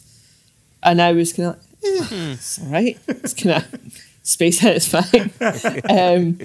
I don't. I think I'm much more like, because, you know, my first exposure to whiskey or decent malt whiskey was Springbank. So I'm much more into the kind of like... Such a hard life you've I know, it's terrible. Springbank to Glenfarclas. Oh, yeah, I was working it's down tough. pit. Oh. I know. Oh, But so I'm much more used to your kind of coastal, bit more peaty, bit more kind of oily, or your big kind of sherried Speyside. And I don't have the same kind of flavour reference, or I don't have the same experience of... I think you put yourself down a lot. The kind of... No, but what I mean is, when I try... Like, I remember doing tastings at Cadenhead's. This was when I worked at Springbank. We would write tasting notes for the Cadenhead's releases. And you'd be going through them going, oh, it's another bloody Speyside. Oh, it's another, like, bourbon Speyside. Blah. And I know, sorry, dear. But there was a bit of that, like, Speyside fatigue. Yeah. When you were trying a lot of them. Sure. And I still, I think, have that initial, like, nah, it's a Speyside. And it's only once I actually, like, I'm not talking about Mark, because he has a lot more experience, but, like, you know, it's only once I actually take my time and go back and try it, and you're like, oh, actually, yes, you know, that is a really good whiskey, and it's got a lot going for it, and it takes me a lot longer to get into the kind of more subtle Speyside styles, I think, is what I'm trying to say. I suppose I could say, like, I had somewhat, like, doing, when you used to drink Scottish whiskey, you know, single malt whiskey, and then you go and try 10 or 12 bourbons in a row, and you're having to write tasting notes for that. You're like, vanilla. Get the sodas out, right? This one's vanilla and sweet, this one's sweet and vanilla. But the more you drink of them, the more you get into the nuances. Right. And it's the same with anything, really. Yeah. You know, but it's... I just think... The Alt and the Bane that we've done, I love it. It's just fruity, but it's gentle. So a lot of the stuff that I like is quite... You like quite subtle stuff sometimes. Which is bizarre, because I'm very rarely subtle. But, it's true. Yeah. I think, like, when I first started drinking whiskey, like, legally and properly, I drank a lot of Lagavulin. Not that there's anything wrong with drinking Lagavulin. There is not. Not at all. It's great. Although you were complaining that there's far too much Lagavulin, and you notice there's another one coming out. I saw that. It finished in Become Guinness like Cask. buses. I saw that and thought of you. Thank you. Thank you, Mark. But it shows how good their advertising is. Offer them in Guinness, and I think of Jason. But it's... I remember, like, I drank Lagavulin like it was going out of fashion. I remember one night in the Highlander Inn, I had a pint of Lagavulin 16. Oh my gosh. Because I was playing catch up and people just kept ordering more. Hashtag, please drink responsibly. Absolutely. I mean, this was a long time ago. This was in the olden days when it was when like you didn't acceptable. have to drink responsibly at all. This was a full pint of Lagavulin 16. Okay, continue. Yeah, I was 18, 19, something like that. And I'd finished my shift at the Craig Hotel at 10, 11 o'clock at night and went across to the bar. And everyone that had been there had been buying me drams to put in tab for when I arrived. Because that's kind of what you do in Scotland. In local bars. That's wonderful. And so I arrived, and Jock had it back then. It was just a Wild West place, but brilliant. It was Jock Shaw? And no, not Jock Shaw. Oh, okay. Jock. Oh, did it? Wow, there's two In Jocks. Scotland, there's more than just Jock Shaw. What are we talking about here? Yeah. And do you know what? I just realised I don't know what Jock's in name is. Anyway, Jock for the hunky. Jock for the hunky, the Highlander. And so he poured them into a Slim Jim, and he started pouring them, and he's like, I would need to pour them into a half pint glass because there's so many of them. And there was more than a half pint, so he just then filled up a pint glass with Lagavulin. And so I remember starting around the pub with 3 pints. I had a pint of beer, a pint of Lagavulin, and a pint of water. And it was That was responsible. Oh yeah, so it was responsible. Good on you. Good on you, Mark. I do remember thinking, I must phone my mum to tell her I'll not be home tonight. And it was 7 a.m. But coming back to the start of that story, was like I used to drink a lot of Lagavulin and Ardbegs and things like that, and I still love these things, but for me it's much easier to be an expert with a Lagavulin or an Ardbeg because the flavour punches you in the face. Peat makes it easy. It's smoky, it's peaty, it's wet rope, it's all these kind of things, and it's much easier to feel comfortable that you're picking out the flavours. And whereas over the years picking subtle fruity Bowmores and Rosebanks and there aren't been Milton Duffs and things. I think because I've been doing more of that, I probably appreciate them more. Don't get me wrong, I'll still drink. Not a pint, but I still like drinking Lagavulin 16. Pint. He's a dad now. He would drink a half pint of Lagavulin. Hashtag. Or at least an American pint, which is a bit smaller than an imperial pint. A mere 16 ounces instead of 20. Yeah. Where were you going with this? So I think a lot of the time I do like the subtlety, the things you've got to work a little bit more at. That possibly some people will overlook as just not bland, but like subtle. That they're like, oh, that's a nice whiskey, but when you actually sit and look at it, you're like, do you know what? Give that a wee bit of time, or let it open up. Once you've had a couple of drams out the bottle and let the bottle open up. I think you've just described Blair Athol for me. Right? Oh, well said. Right? Well said. Yeah. It takes you a while to really appreciate it, but when you do, you're rewarded. Because it's an excellent dram. Yeah. Always been a big fan of Blair Athol. Yeah. I had a meeting once at Blair Athol Distillery in January, and it wasn't with Blair Athol. I was meeting my Chinese importer, and it meant halfway from where he was and where I was Blair Athol Distillery. So we just thought we'd meet there. So we met in the car park and I would go into the distillery and have a look there. There was no one there at all. We walked around the visitor centre. We walked around the stills. We just walked around the whole place by ourselves going, hello. No one was there. And I was so sure, I was like, I bet you if I take a bottle off the shelf that someone will appear. But we were offered some Blair Athol by a broker, and the broker said, yeah, you can have it. You just can't use the name on the label. And we said, it's Blair Athol. We could put the distillery name front and centre in pink neon and nobody would know what it was. Why would you not use the name on it? But obviously we all understand contracts and we've explained it in the podcast enough times. But there are things it's one thing if you've got a non-named Orkney or, oh, nudge, it's a Lagavulin or whatever. Not that we would do that because we've never had that kind of thing. No. But when you're going, do you know what? It's Blair Athol. Yeah, right. Yeah, so? Who gives a fuck? Yeah. Exactly. And one of the things that's kind of annoyed me about non-named casks these days, they used to be much cheaper.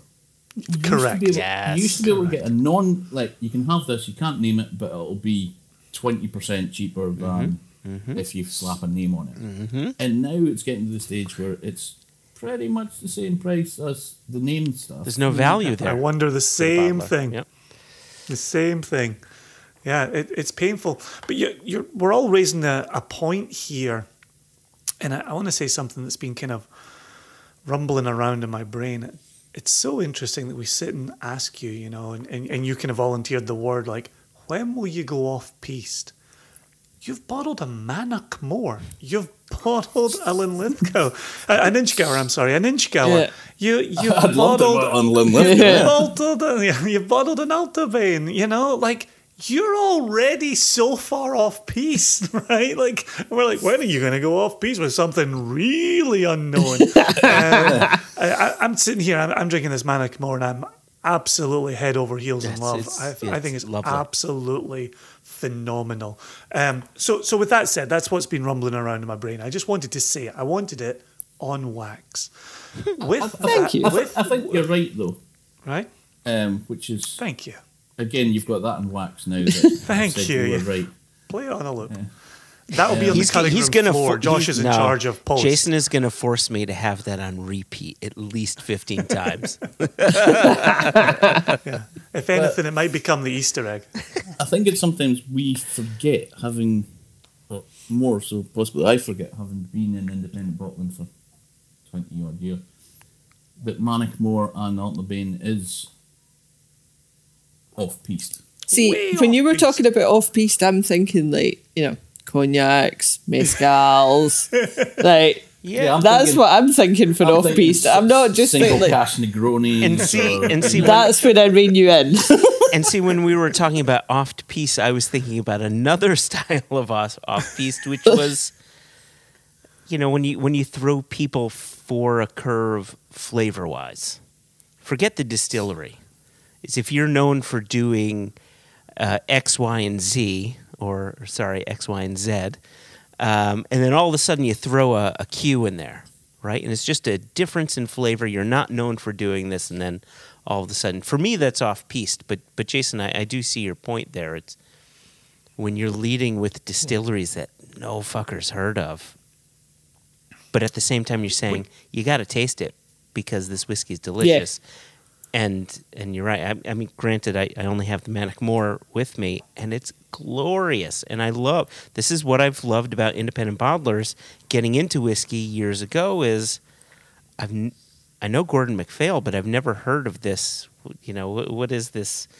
I don't know, Glen whatever. And then you're introduced into something glorious. You're doing what an independent bottler does, opening the eyes of the consumer to something they're simply not familiar with. And I think like there's still distilleries that have benefit from that. You know, Glenallachie. I remember selling loads of signature Glenallachie. You know, that's always been great by independent bottlers. And, you know, obviously Billy's went in there and, you know, put his capital letter in the middle of it. I knew you were going to say that. He's you know, Billy's went in there and he's done a lot of wood management and stuff and everything. And you know, he's good at what he does. But would Glenallachie you know, people know it from independent bottlers. Yep. You know, I believe there was once an official bottling for the Belgian market, and other than that, there was the bottlings that you could get at the distilleries, the Chivas distilleries. Yeah, the 50 cl bottles. Yeah. You know, but people like us knew about Glenallachie because of independent bottlers, and I think you know, there's lots of distilleries throughout history that have benefited from independent bottlers raising the profile. Yep, absolutely. Absolutely. So yeah, in years to come, Mannock Moore is going to be huge. Yeah. I have no doubt, you know, along with Milton Duff. We mentioned Glenelgin earlier. Yeah. You know, we just put a Glenelgin. We tried a fantastic Glenelgin when we were doing when we got the first lot of samples in. There was this Glenelgin and we both tried and we're like, oh my God, that's amazing. Like, we need it. And by the time we phoned up to buy it, it was gone. Shit. Oh, wow. Oh, that's terrible. Because we were still new and we hadn't... It was pre-crowdfunder, I think. I think it was before we got the Wauger. It was before we got the Wauger. And we were like... and then we went for it, and they were like, "That's gone." Yeah. I want. So now, as soon as like if we try some, we're like, right, on the phone or email straight away, like, yeah, we want that one. I want to put this out there for our listeners who may not know what actually, would you guys explain to our listeners, because this is an integral part of being an independent bottler, is having a wowger. What's a wowger? It is. So a wowger is basically authorization from HMRC, which is Revenue and Customs in the UK. Mm-hmm. It's authorization for you to hold duty suspended goods and trade in duty suspended goods. So if you're buying casks for bottling or for sale or whatever, you have to have this authorization to be able to own casks in a bonded warehouse, basically. You can't own casks if you don't have it. You can, as a private individual, if you're buying a cask for your own use, you don't need a wowger. But if you are a revenue trader is the term, but it basically means if you're buying and selling in any way, shape or form, you need to have this authorization. It says you're a fit and proper person to own duty suspended goods. I don't know how us two managed to get one. The joke writes itself. It does. I'm glad you included yourself in that. I did, Just throw me under the bus with that one. Both of us. But we were very lucky that we had a good friend in the industry who kind of guided us through it a bit. And I don't know whether we were just lucky with who we got at HMRC, but... And we were lucky that because of the pandemic, silver lining and everything, we didn't have to do a face-to-face interview with anyone. Yeah. I mean, I think it's easier because for an independent bottler, you're not actually carrying out any of the process yourself. And we don't have a warehouse. We get our stuff warehoused by Claxons mainly. So none of the stuff that we're doing in Campbeltown involves the underbond stuff. Yeah. So although technically we're the Campbeltown Whisky Company. Yeah, we don't actually have any whiskey in Campbeltown. Yeah, we don't do any of the bottling in Campbeltown. No. We select it in Campbeltown. We do. Oh, there you go.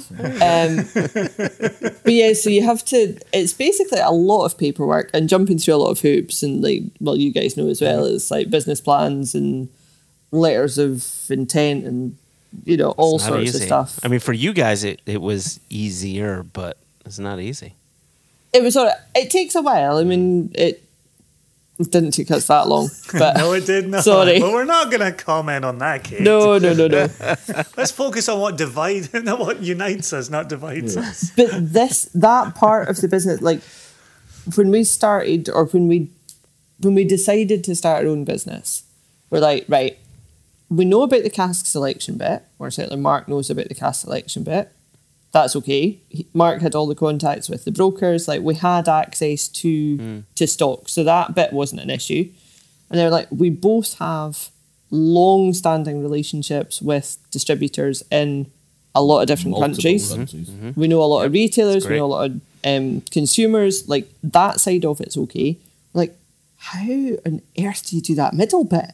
Like actually getting it from the cask to the bottle and then out, because, you know, we never had to do that stuff before. There was like a whole team at Glenfarclas that did all the like bottling and shipping and logistics or whatever. You know, I had nothing to do with the cask selection. It was just like, right, this is what you've got to sell. Cadenhead's Jenna just made everything happen. Yeah, you chose the stuff and then you went, yeah, this is what I want to bottle, and other people like... You know, magic. It just happened. Well, even the world of dry goods, you're now in a world with cartons in it, right? Exactly. You got to have them designed. You got to have them produced. You have to have them stored. You have to have them ready to go when you make a bottling. It's just another wrinkle that's not necessarily liquid related, but so it was all that. It was, you know, you have to have this wowger to be able to own casks. To own casks, you have to have a VAT number. So we had to get VAT registered. Like, yeah, we're now having to make VAT digital and do online. Yeah, so there's all this stuff that we're like, you know, first year we're not going to be over the VAT threshold, but because we want to own casks, it's like, right, you need to be VAT registered. We had to do all that stuff, and then we're like, right, logistics, like dealing with transport companies to get stuff from the Claxons in the middle of nowhere to us at the end of nowhere, and like getting it actually out the country. It was just like daunting. Yeah. Well, I found it. Well, it's probably been very good that you. It is very good that you're involved in the company, dear. But yeah, because you've left me doing all the logistics. Yep. Poor Jess. That's you can you can lament with Jess anytime you want. Yeah. But I'm not good with people. Like, well, no, it sounds ridiculous, but yeah, like if a courier company doesn't pick something up and they don't tell us, I will lose the head. And, Interesting. You know, what you mean is I'm a bit more diplomatic. Yeah, that's what. And when there is only 2 courier companies that will collect in Campbeltown, you can't afford to. You can't fall out with them, really. And so, like, I've had to learn, and to be honest, I learned a lot when I came to Campbeltown. When I joined Cadenhead's, my tolerance level for.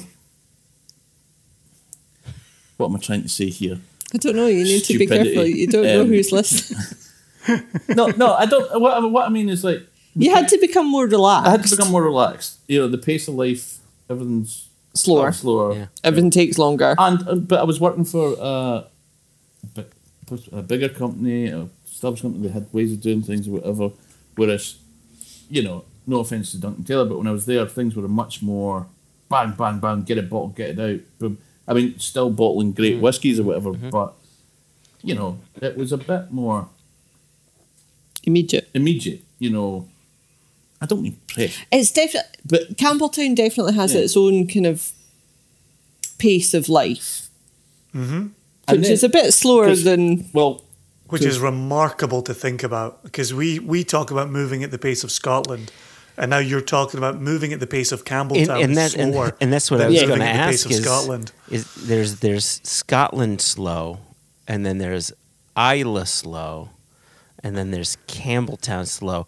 Out of the 3, which is the slowest? I would imagine Islay and Campbeltown are fairly similar in kind of time scales. I remember and stuff. when I joined Cadenhead's, we did. I was drinking with your mum one night, and we calculated out the amount of hours that I worked different. So from Duncan Taylor to moving to Cadenhead, technically I worked 2 months a year less because of the amount of hours less. Oh, okay. That I was doing. Because Cadenhead, it was 9 to 5. 9 to 5, and you get the odd, but it was great. And now. Probably work 2 months a year. Yeah, it's. I mean, we're always technically working, but it's been brilliant to be able to do that. Like to go and pick the kids up from school. Well, Joe's not at school yet, obviously. But like you say, it doesn't feel like work when we're out walking with the pram and just chatting through plans or. Yeah. Well, have you been in touch with Belgium, or have you done this? Or it's mainly Kate. Are you familiar with the American expression "work smarter, not harder"? That's what you're describing right now. Is working smarter. Yeah, I think we're probably probably much more efficient because there's only the 2 of us. Yeah. And so if a decision needs to be made, we can make it immediately. We don't have to go, this is what I want to do, but I actually probably need to go and check. Or, I would say that. But one of the biggest problems of owning your own company is you can't blame someone else. Yeah, you can't blame the boss. Because like normally you would say, if it was up to me, I would do that. No problem. I would give you that cask of our big, not a problem. Yeah, no problem. I would definitely come and do that show, but the boss says no. And now we can't do that. No. I mean, at the minute, like everything's the fault of COVID-19. Yeah. Or small children. But I've tried saying, I'd love to do this, but Jason says no. It doesn't. When you're a twosome, it's not so easy to do that. Yeah, it doesn't work, does it? It's not to say either one of us hasn't tried, though. And, maybe given any way your meetings go of a day, maybe one of you will try that on somebody as well. I'm sure we probably will. Yeah. Although most of the distributor, it is you that deals with most of the distributors at the minute. Yeah. Mostly. I mean, you're involved. I say most of the distributors. It sounds like we've got loads of them. Yeah, like we've got 4. I was going to ask that question.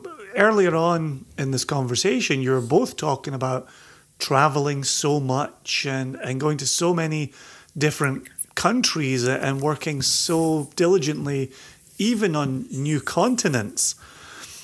But in launching Watt Whisky, here you are with the 4 countries.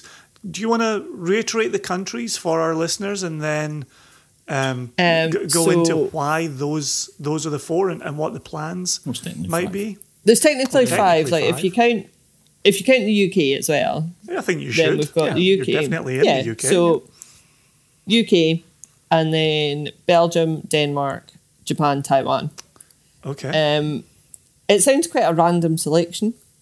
To be fair, it's not hugely logical, maybe, but the thinking was it is huge. I know, but to outsiders listening, it doesn't necessarily sound. To those listening, it might sound a little random. What we decided when we launched, like, it would be really easy for us to be like, right, we know distributors in all these markets. We're going to say, yeah, we're going to launch Watt Whisky's available in 20 different markets. But because what we're doing is all single cask, if you then split a single cask between 20 markets, they've got 10 bottles each. Which is nothing. And we wanted our partners and our distributors to actually be able to get behind the brand and work with it properly. I think the fact you used the word partners there sums it up. It's people that we want to work with. Yeah. And it is, it's a long-term relationship. Everybody that we're working with, I mean, I think Taiwan's the most recent relationship, is it? It's 15 years. Yeah, exactly. But that's what I mean. They're the most recent one. Yeah. Well, technically, the UK, actually. Technically, the Whisky Exchange. No, because I worked with Seconded at Springbank. Yeah. So when I started at Springbank in 2002... Sukhinder was one of my main UK customers, so I was on the phone to him all the time. He was fairly new. He was fairly new at that time to the years last year, kind of distribution. Yeah, right. That was a great episode. If you want to go back to any episode, it's really. Cheers! We were really proud of that one. Mostly because we said almost nothing in it, and he just talked the entire time. Yeah, but that's what I mean. The people that we have got to distribute our staff are people that we've known personally for 15, 20 years. Like I say, Taiwan's probably the most recent, and you've known them for 15 years. Yeah. I don't know the Taiwanese distributors. That's the only one really that I don't know personally. We had a Hogmanay with our Danish importer. Yeah, the Lars at Lego. Again, he wasn't one of my distributors, but because Mark and I were together, and we had a really nice Hogmanay with Lars, and memorable. Yes, very memorable. They hadn't booked a table for us, so we ended up having a private dining room in the hotel for Hogmanay. Anyway, so going back to my point, which was it would have been very easy to go to lots of different markets, but we decided to stick to a smaller amount. Do them properly. The other side, there's only 2 of us.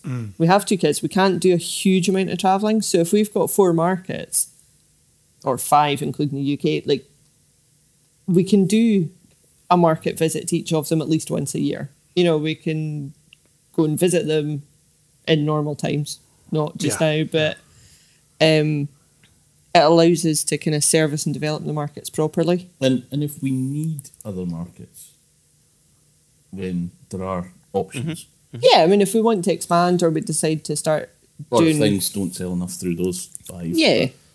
Then there are other markets we could expand into if we wanted to. So in that, we're very fortunate. And I think that's one of the differences between us and maybe other people setting up an independent bottlers from scratch. you know, if you don't have that route to market, then it makes everything a lot harder. Absolutely. Yeah, I mean, you look at Japan, say, like we both know the importers, and they've just celebrated their 20th anniversary whiskey. Yes, I suppose a lot of the people that we're working with, we've been working with them for most of the life of their company as well. Yeah, that's remarkable. Like in one itinerary, what do you call it? One iteration. That's the one. Thank you. Kate's so good with languages. I'm just doing my best to just earn like one little bit of respect in her eyes. I like how she looked at me like that. Yeah, and I knew I had to roll up my sleeves at that point.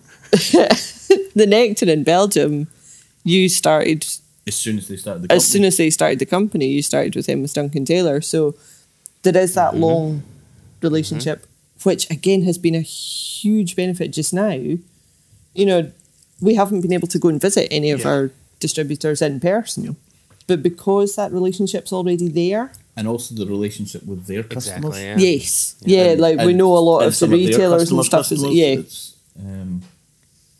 So that's been a huge help, actually. Well, particularly with world events being as they are. The global shit show, as we like to call it. But I think that was one of the things that we were talking about last January, and I'll put it on wax right now.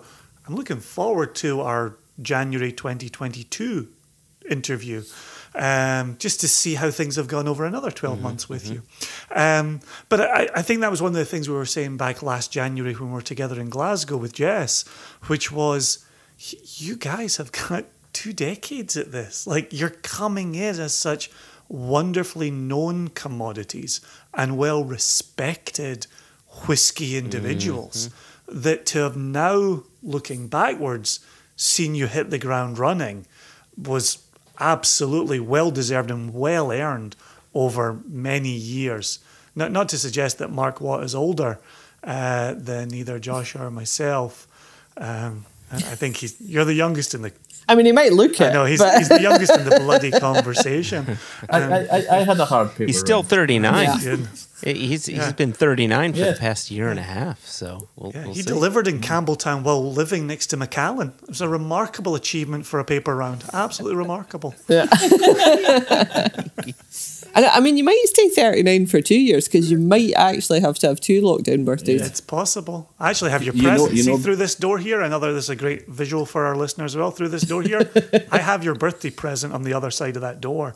So I'm waiting to deliver that to you in person as well. We might get maybe like a 45th party. Yeah. Maybe I'll still have to, but it probably means I need to work an extra 2 years before I can retire. But it's, but no, like when you say about that, like sometimes we do forget that we've been doing it for so long. Yeah. Because I kind of think, oh jeez, I still sometimes think I'm the new boy of the industry. Wow. Yeah. But then this doesn't make sense to me.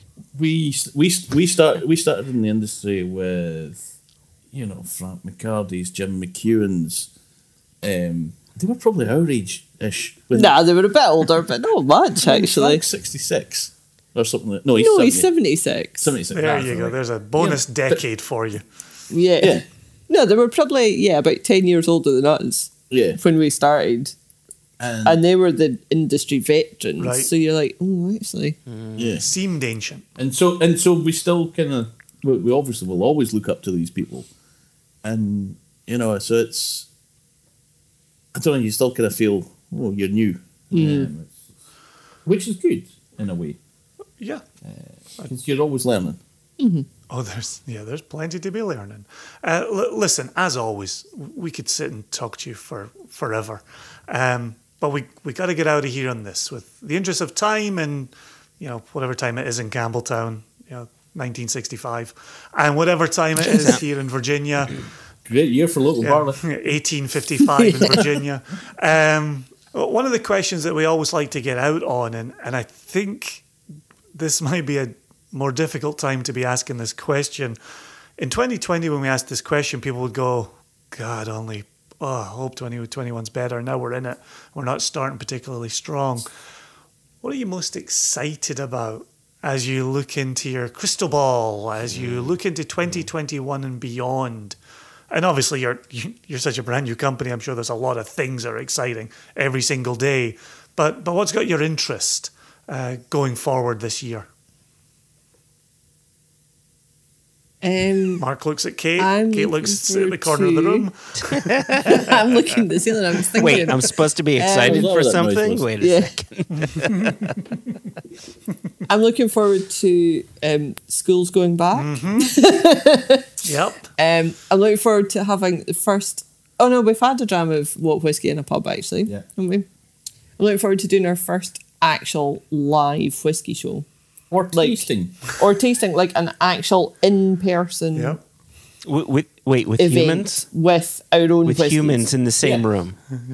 With real humans in the same room, I think that would... And getting kind of immediate feedback on your whiskies. Whether that's this year or next year, I have no idea. But I'm very much looking forward to actually getting to speak to real 3D people about our whiskey.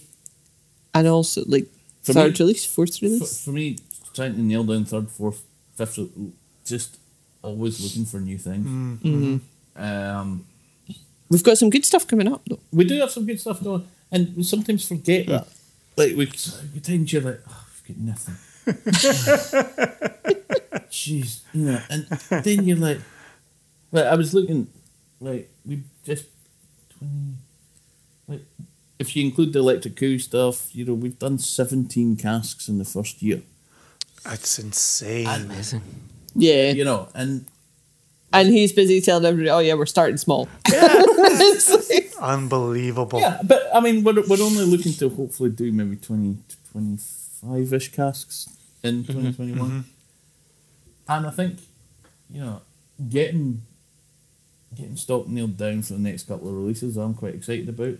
Trying to get some new samples. There's allegedly more samples coming, and it's like, it was always nice getting samples when I worked for other companies, but it's much more exciting now. It's a bit more daunting when you get a sample and you're like, if I pull the trigger on this, that's our money. Yep. You know, but it's just going to be, well, what I really, really would like to see is be in a bar and see people drinking our whiskey without us having to buy it for them. We might need to wait a while for that. You know, but like, you know, or just, you know, like, to see. I mean, we've been very lucky with people showing their bottles on Facebook and social media and stuff, and that's been great. But just to have someone ordering one of your drams in a bar when you're there, but they're not buying it because you're there, if that makes sense. So what was the bar that you did see people? Did you see them drinking it, or you were drinking it with them? Well, no, I was in the Highlander Inn in Craigellachie. Oh, okay. I was up pre one of the lockdowns. It was over the summer, I think, when everything was a bit more relaxed. And it was the day before things went back into lockdown again. Yeah, it was. And I was up delivering my mum home from Campbeltown. So I took her home to Campbeltown and went to the Highlander with my mate because the Highlander was opening. And we started having a few drams or whatever. And we'd given... there's bars in Scotland called the Independent Bars of Scotland. Yes, indeed. So we gave each of them a bottle of our crowdfunding, the Orkney. So this COVID situation sucks. It's a tiny bit of support, but here's a bottle, sell it by the dram, you know, and keep all the money. That was when the bars were allowed to be open. Yeah, right. Now they're not. Yeah. So. Well, and the day after they all arrived, the bars haven't opened since. So we were in there, and then Tatsuya came downstairs and was on his. And he went upstairs, got the bottle, and poured me and my mate and himself a dram of our own. Wonderful. Wonderful. Like, it was a shame you weren't there, but it was just so fitting. You know, Highlander Inn, where I learnt to drink. You know, I've been going to that pub since I was 8 years old. Wow. And, Not drinking at 8 Wow. years old. No, not drinking. No. Hashtag. Yeah. No, like, well, my big brother's 10 years older than me, so like he was 18, I was 8, so like he would pick me up from Sunday school and we'd go for a pint, and you know, so I've been going there for a long time, and you know, when I first got into whiskey, I was drinking in there a lot, and you know, so for me to have the first dram of our whiskey that I haven't poured myself, Yeah, in that bar. from Tatsuya, That's special, man. That was Yep. very Yeah. special. That's wonderful. Oh, I think But yeah. that's a perfect place to stop. Not that I like stopping, but it's a perfect spot.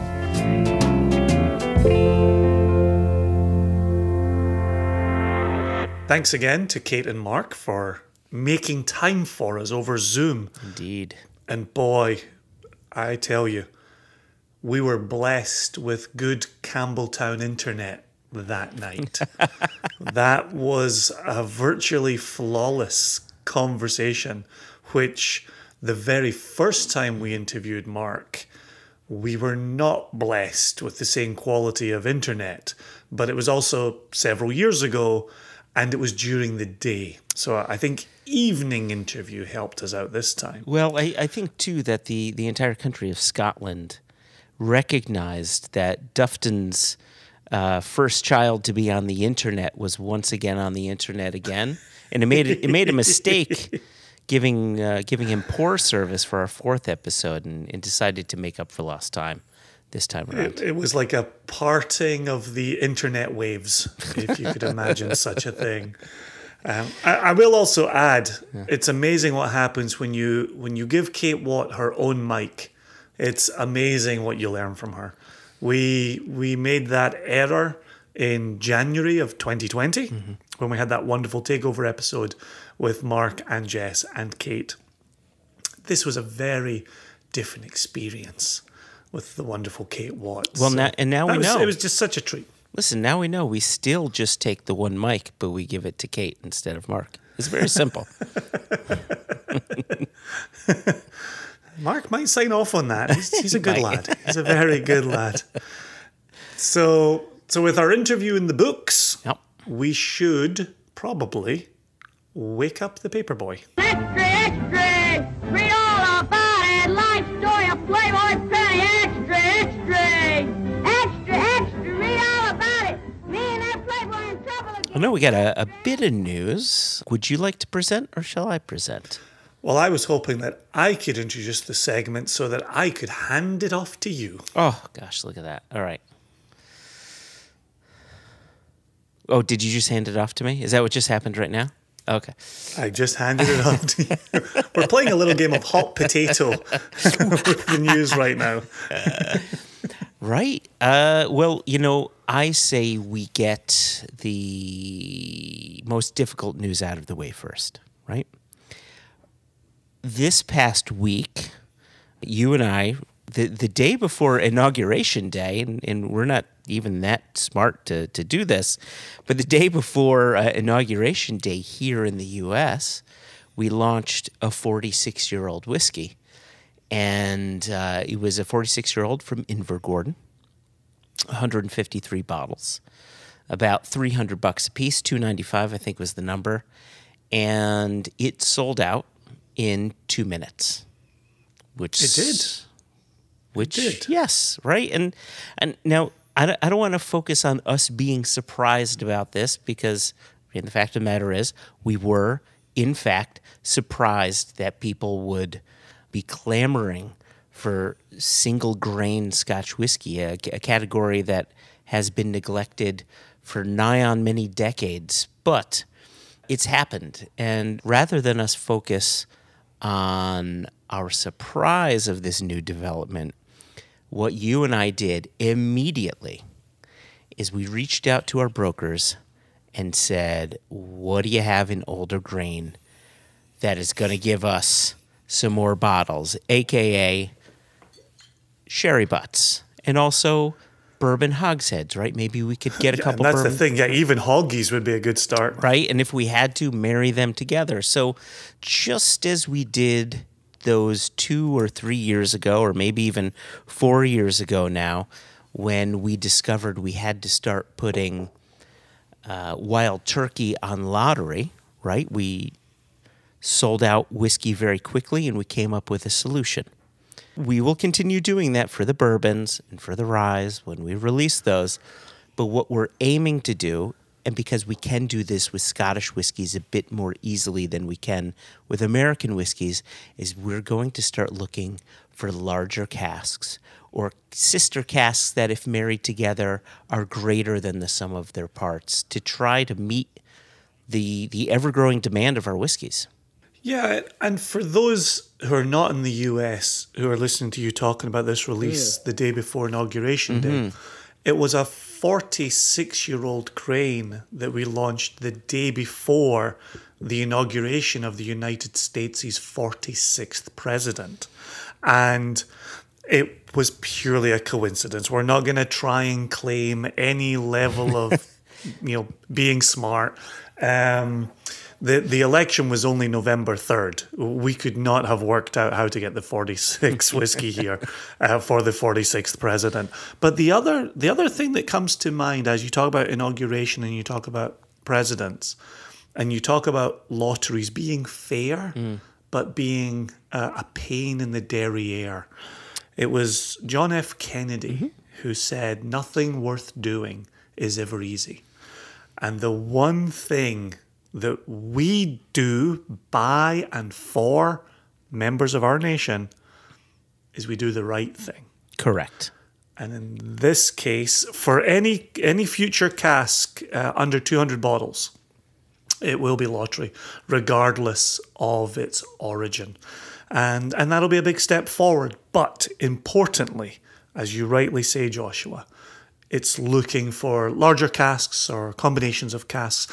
And another thing, and I know we've been talking about the Cask Pick program, is one of the goals and aspirations for me with that program is getting single cask exclusives into retail stores, where some of the excitement that surrounds single cask nation picks can be passed on to retailers. Yeah.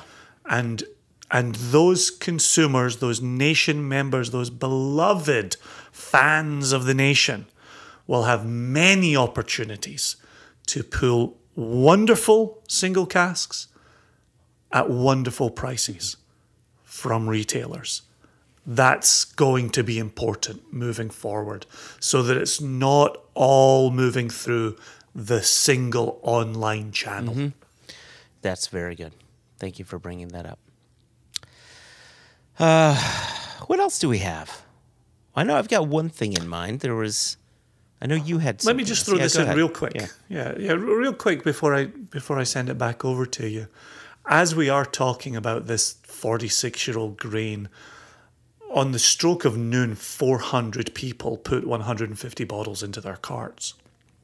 And so Single Cask Nation Online is moving so quickly, so very quickly. But as we've encouraged people to sign up, wherever you are on the globe, we've encouraged you to sign up for the State of the Nation. And in the January State of the Nation, we posted a photo of samples of our first Kilchoman and our first Arran. And we put in a note that said, this 4-year-old Kilchoman single cask that was $95 a bottle took 22 months to sell out. That's crazy. And so in the course of 10 years, because we've said it early and we're going to say it often, and I'm so proud of this statement, we are in our 10th anniversary year of Single Cask Nation. Mazel tov. In Mazel indeed, in those 10 years, look at that. We've gone from selling a 4-year-old $95 Kilchoman over 22 months to selling a 46-year-old $300 grain in 2 minutes. And I know for people who come to the nation now or recently or in the last couple of years, you and I, and we didn't want to belabor the point of being surprised, but every time is getting used to the new normal for us. Yeah. It was bourbon. Well, that makes sense. Bourbon's kind of crazy right now. It's Aaron.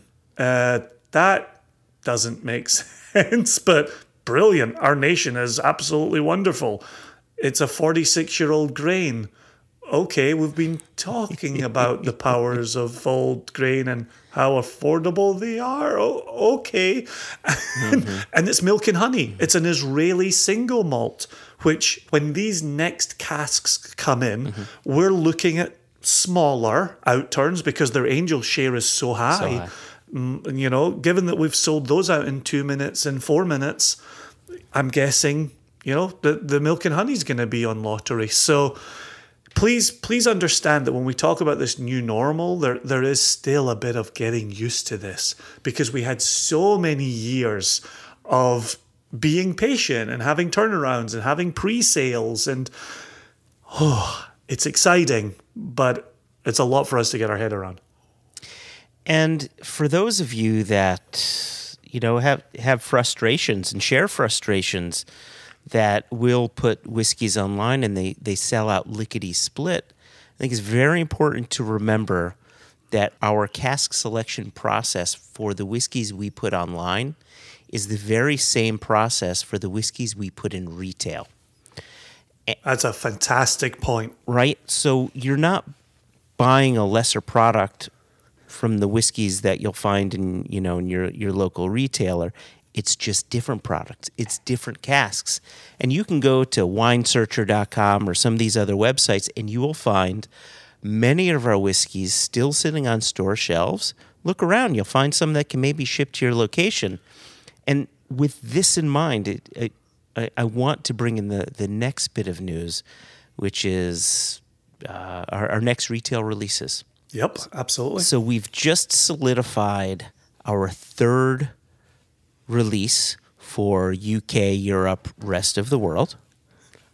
And by solidified, we mean it exists on paper.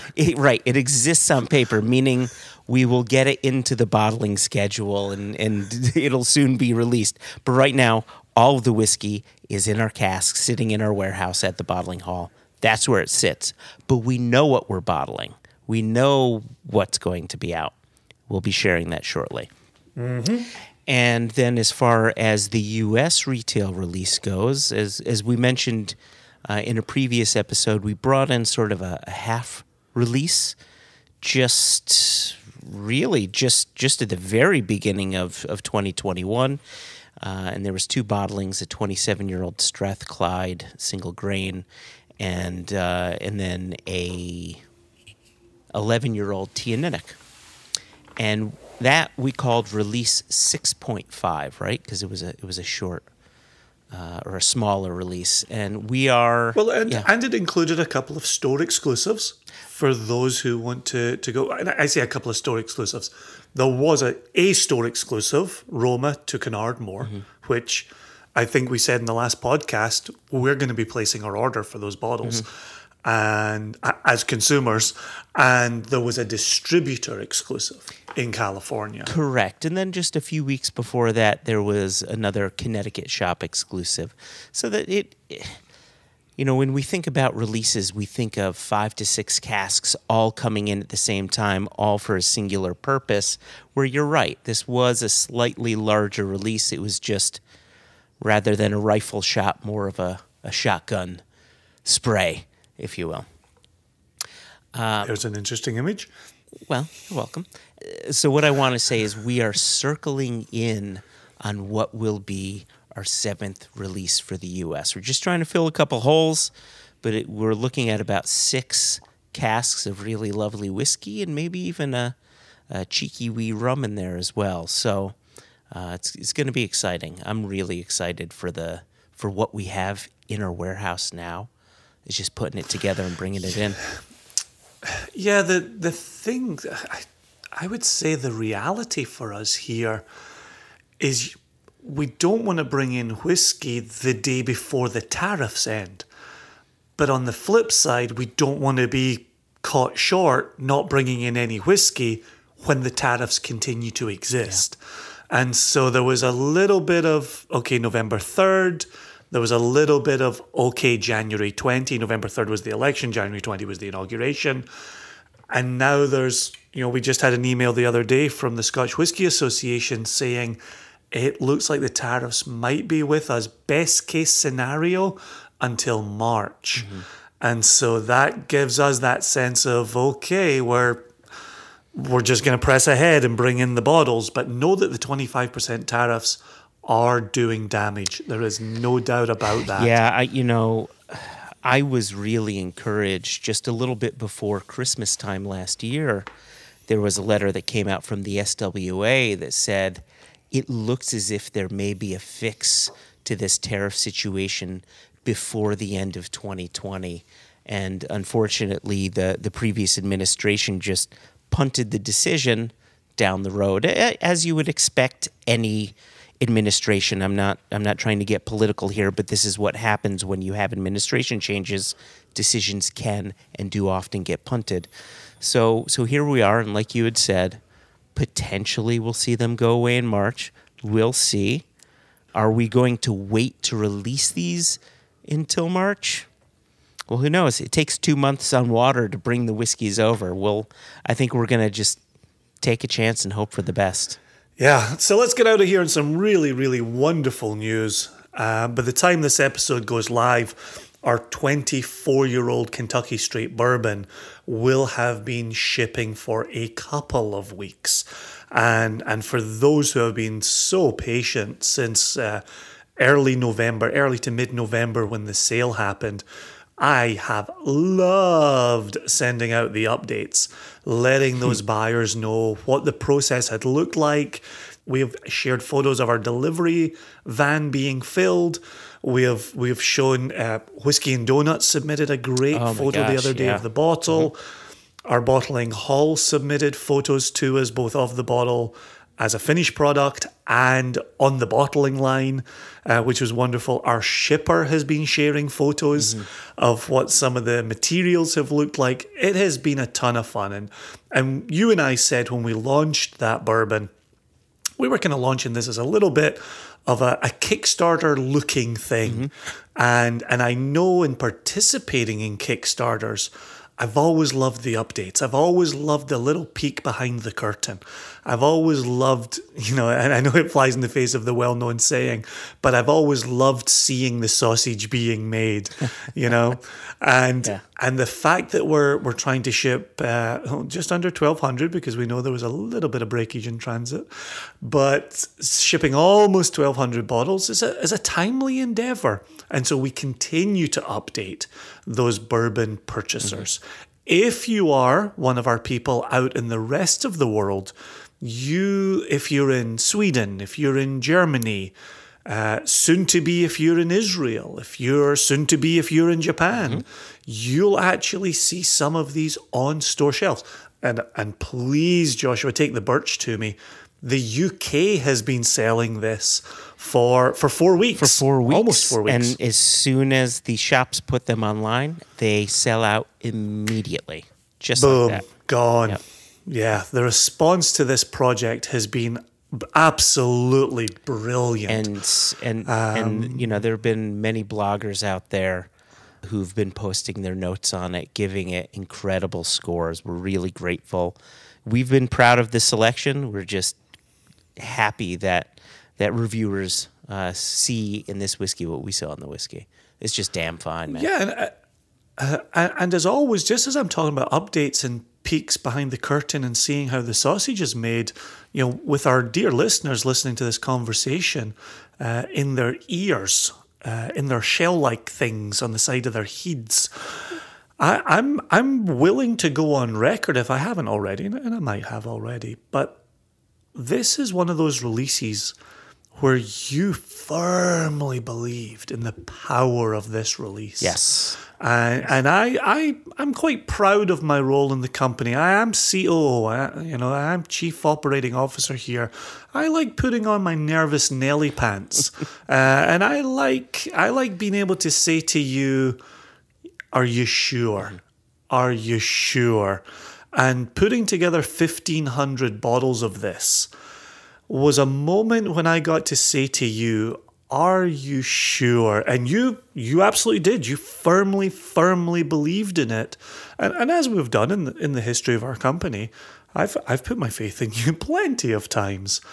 This was one of those times, and if to speak candidly, if this had gone wrong, this would have been a very expensive mistake that could have set us back a couple of years. Big time. A few years. Now, okay.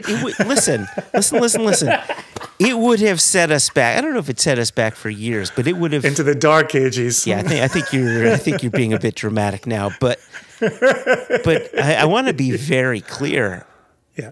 I was shaking in my boots. There's no doubt about it. Like, I believed in the whiskey. I thought that the whiskey was drop dead gorgeous, and I thought other people would see that in it as well. However, we've never sold a bourbon for that price. It was below 50% alcohol, which for many bourbon nerds, that's a bad place to be in, right? You want to be BIB at least, and this wasn't that. And so that had me a bit nervous, but I said, I think the price is really good. And Mo did an amazing job with the label. She did, 100%. And you know what? I said our nation members have been supporting us, and I believe in our nation members. Not saying this that I or we take them for granted. We definitely do not. But I thinking of how they buy, I thought that this would just work for them. Well, and when you say faith in the nation members, we're talking global now. Correct. And we're talking about the responsibility that Jess undertook here to take on 300 of these for her markets. And she believed in this going to Sweden. And she believed in this going to Germany. And she believed in this, doing well in the UK. And so we really are, and this is a wonderful development that I'm thoroughly enjoying, is all three of us firmly believe in the strength of the global nation. Correct. And gosh, what a place to be that is. And I know we've got wonderful listeners in Australia and New Zealand and Denmark and Spain and Taiwan and Singapore and further afield, Canada, for crying out loud. We want to come and see you in those markets as well, but please be patient. We continue to expand, and gosh, is Jess doing just terrific work in that regard. So there you go. It's such an exciting time, and listening. I said this earlier in the episode, and listening back to our end of year, I can hear how our conversations come across in podcast. And I know right now my enthusiasm and my excitement is coming across in this podcast for this global expansion of our brand. It's remarkable, unbelievable. If I weren't equally excited, Jason, I'd tell you to calm the fuck down. So here we I was going to say you seem a little lo-fi, but that's just how Joshua rolls. So. Yeah. Listen, we're not going to do an email today. We are one mere episode away from our mailbag episode, and we are going to jump into that with both feet. That's a really good point. And so this episode drops on the 27th of January, which means if you're listening to this episode, you have 3 more days to get a question in for our mailbag episode. So send us a question, questions@onenationunderwhiskey.com. That's how you'll email us. You can send us a message through Facebook. Just, search for One Nation Under Whiskey. You can even search for Single Cask Nation and ask us a question there. We'll tend to questions there as well. You can always tweet at us at One Nation Whiskey, and then you can send us questions via Instagram, like a few people do, and we are at One Nation Under Whiskey. And as always, Jason, is there an E in whiskey? Never, Joshua. Never. Never ever. I will say there is an E in February, and in an earlier episode we gave the wrong date for the dropping of the mailbag episode. Gosh. And so just to clarify, it will be dropping on February 10, which is my eldest's birthday. He will be 1 year away from getting his driver's permit, which he talks about every single day. And then I am equally excited to say we will be kicking off season 5 on February 24, and we have already conducted the interview with somebody we've been trying to get on the podcast for all 4 seasons. And the stars finally aligned. We finally got them sat down, and we got them on wax. And so February 20, I'm clearly not going to reveal who it is, but on February 24, we will kick off the 5th season of One Nation Under Whiskey with somebody that we were very, very happy to be talking with. Oh my gosh. Before you said that I was a bit too relaxed, maybe a bit too calm. And now just thinking about who this person is and the fact that I feel as if we could easily spend another 4 to 5 hours with this person easily. And still not get all of our questions answered. Anyway, I think that is the perfect place to end, to let our listeners go. Jason, to let you go, to let me go. I thank you as always. And you know what? After this, let's grab a little dram. Should we grab that dram by the click-clip? Oh, Dick. Yeah, where's my... here we go. All right. Before we get out of here, good friend of the podcast, Vadim Parlovsky, Yes. reached out to say he now says click-clip in polite society and has people looking at him like he has grown a second head. I just feel bad for the people listening to this podcast who didn't listen to the wives episode. Who are like, why are they saying click-click and why am I offended? Listen to the wives episode. It was the the Thanksgiving episode, and you'll understand why the term click-click is coming into play here. Click-click, Jason. Dick.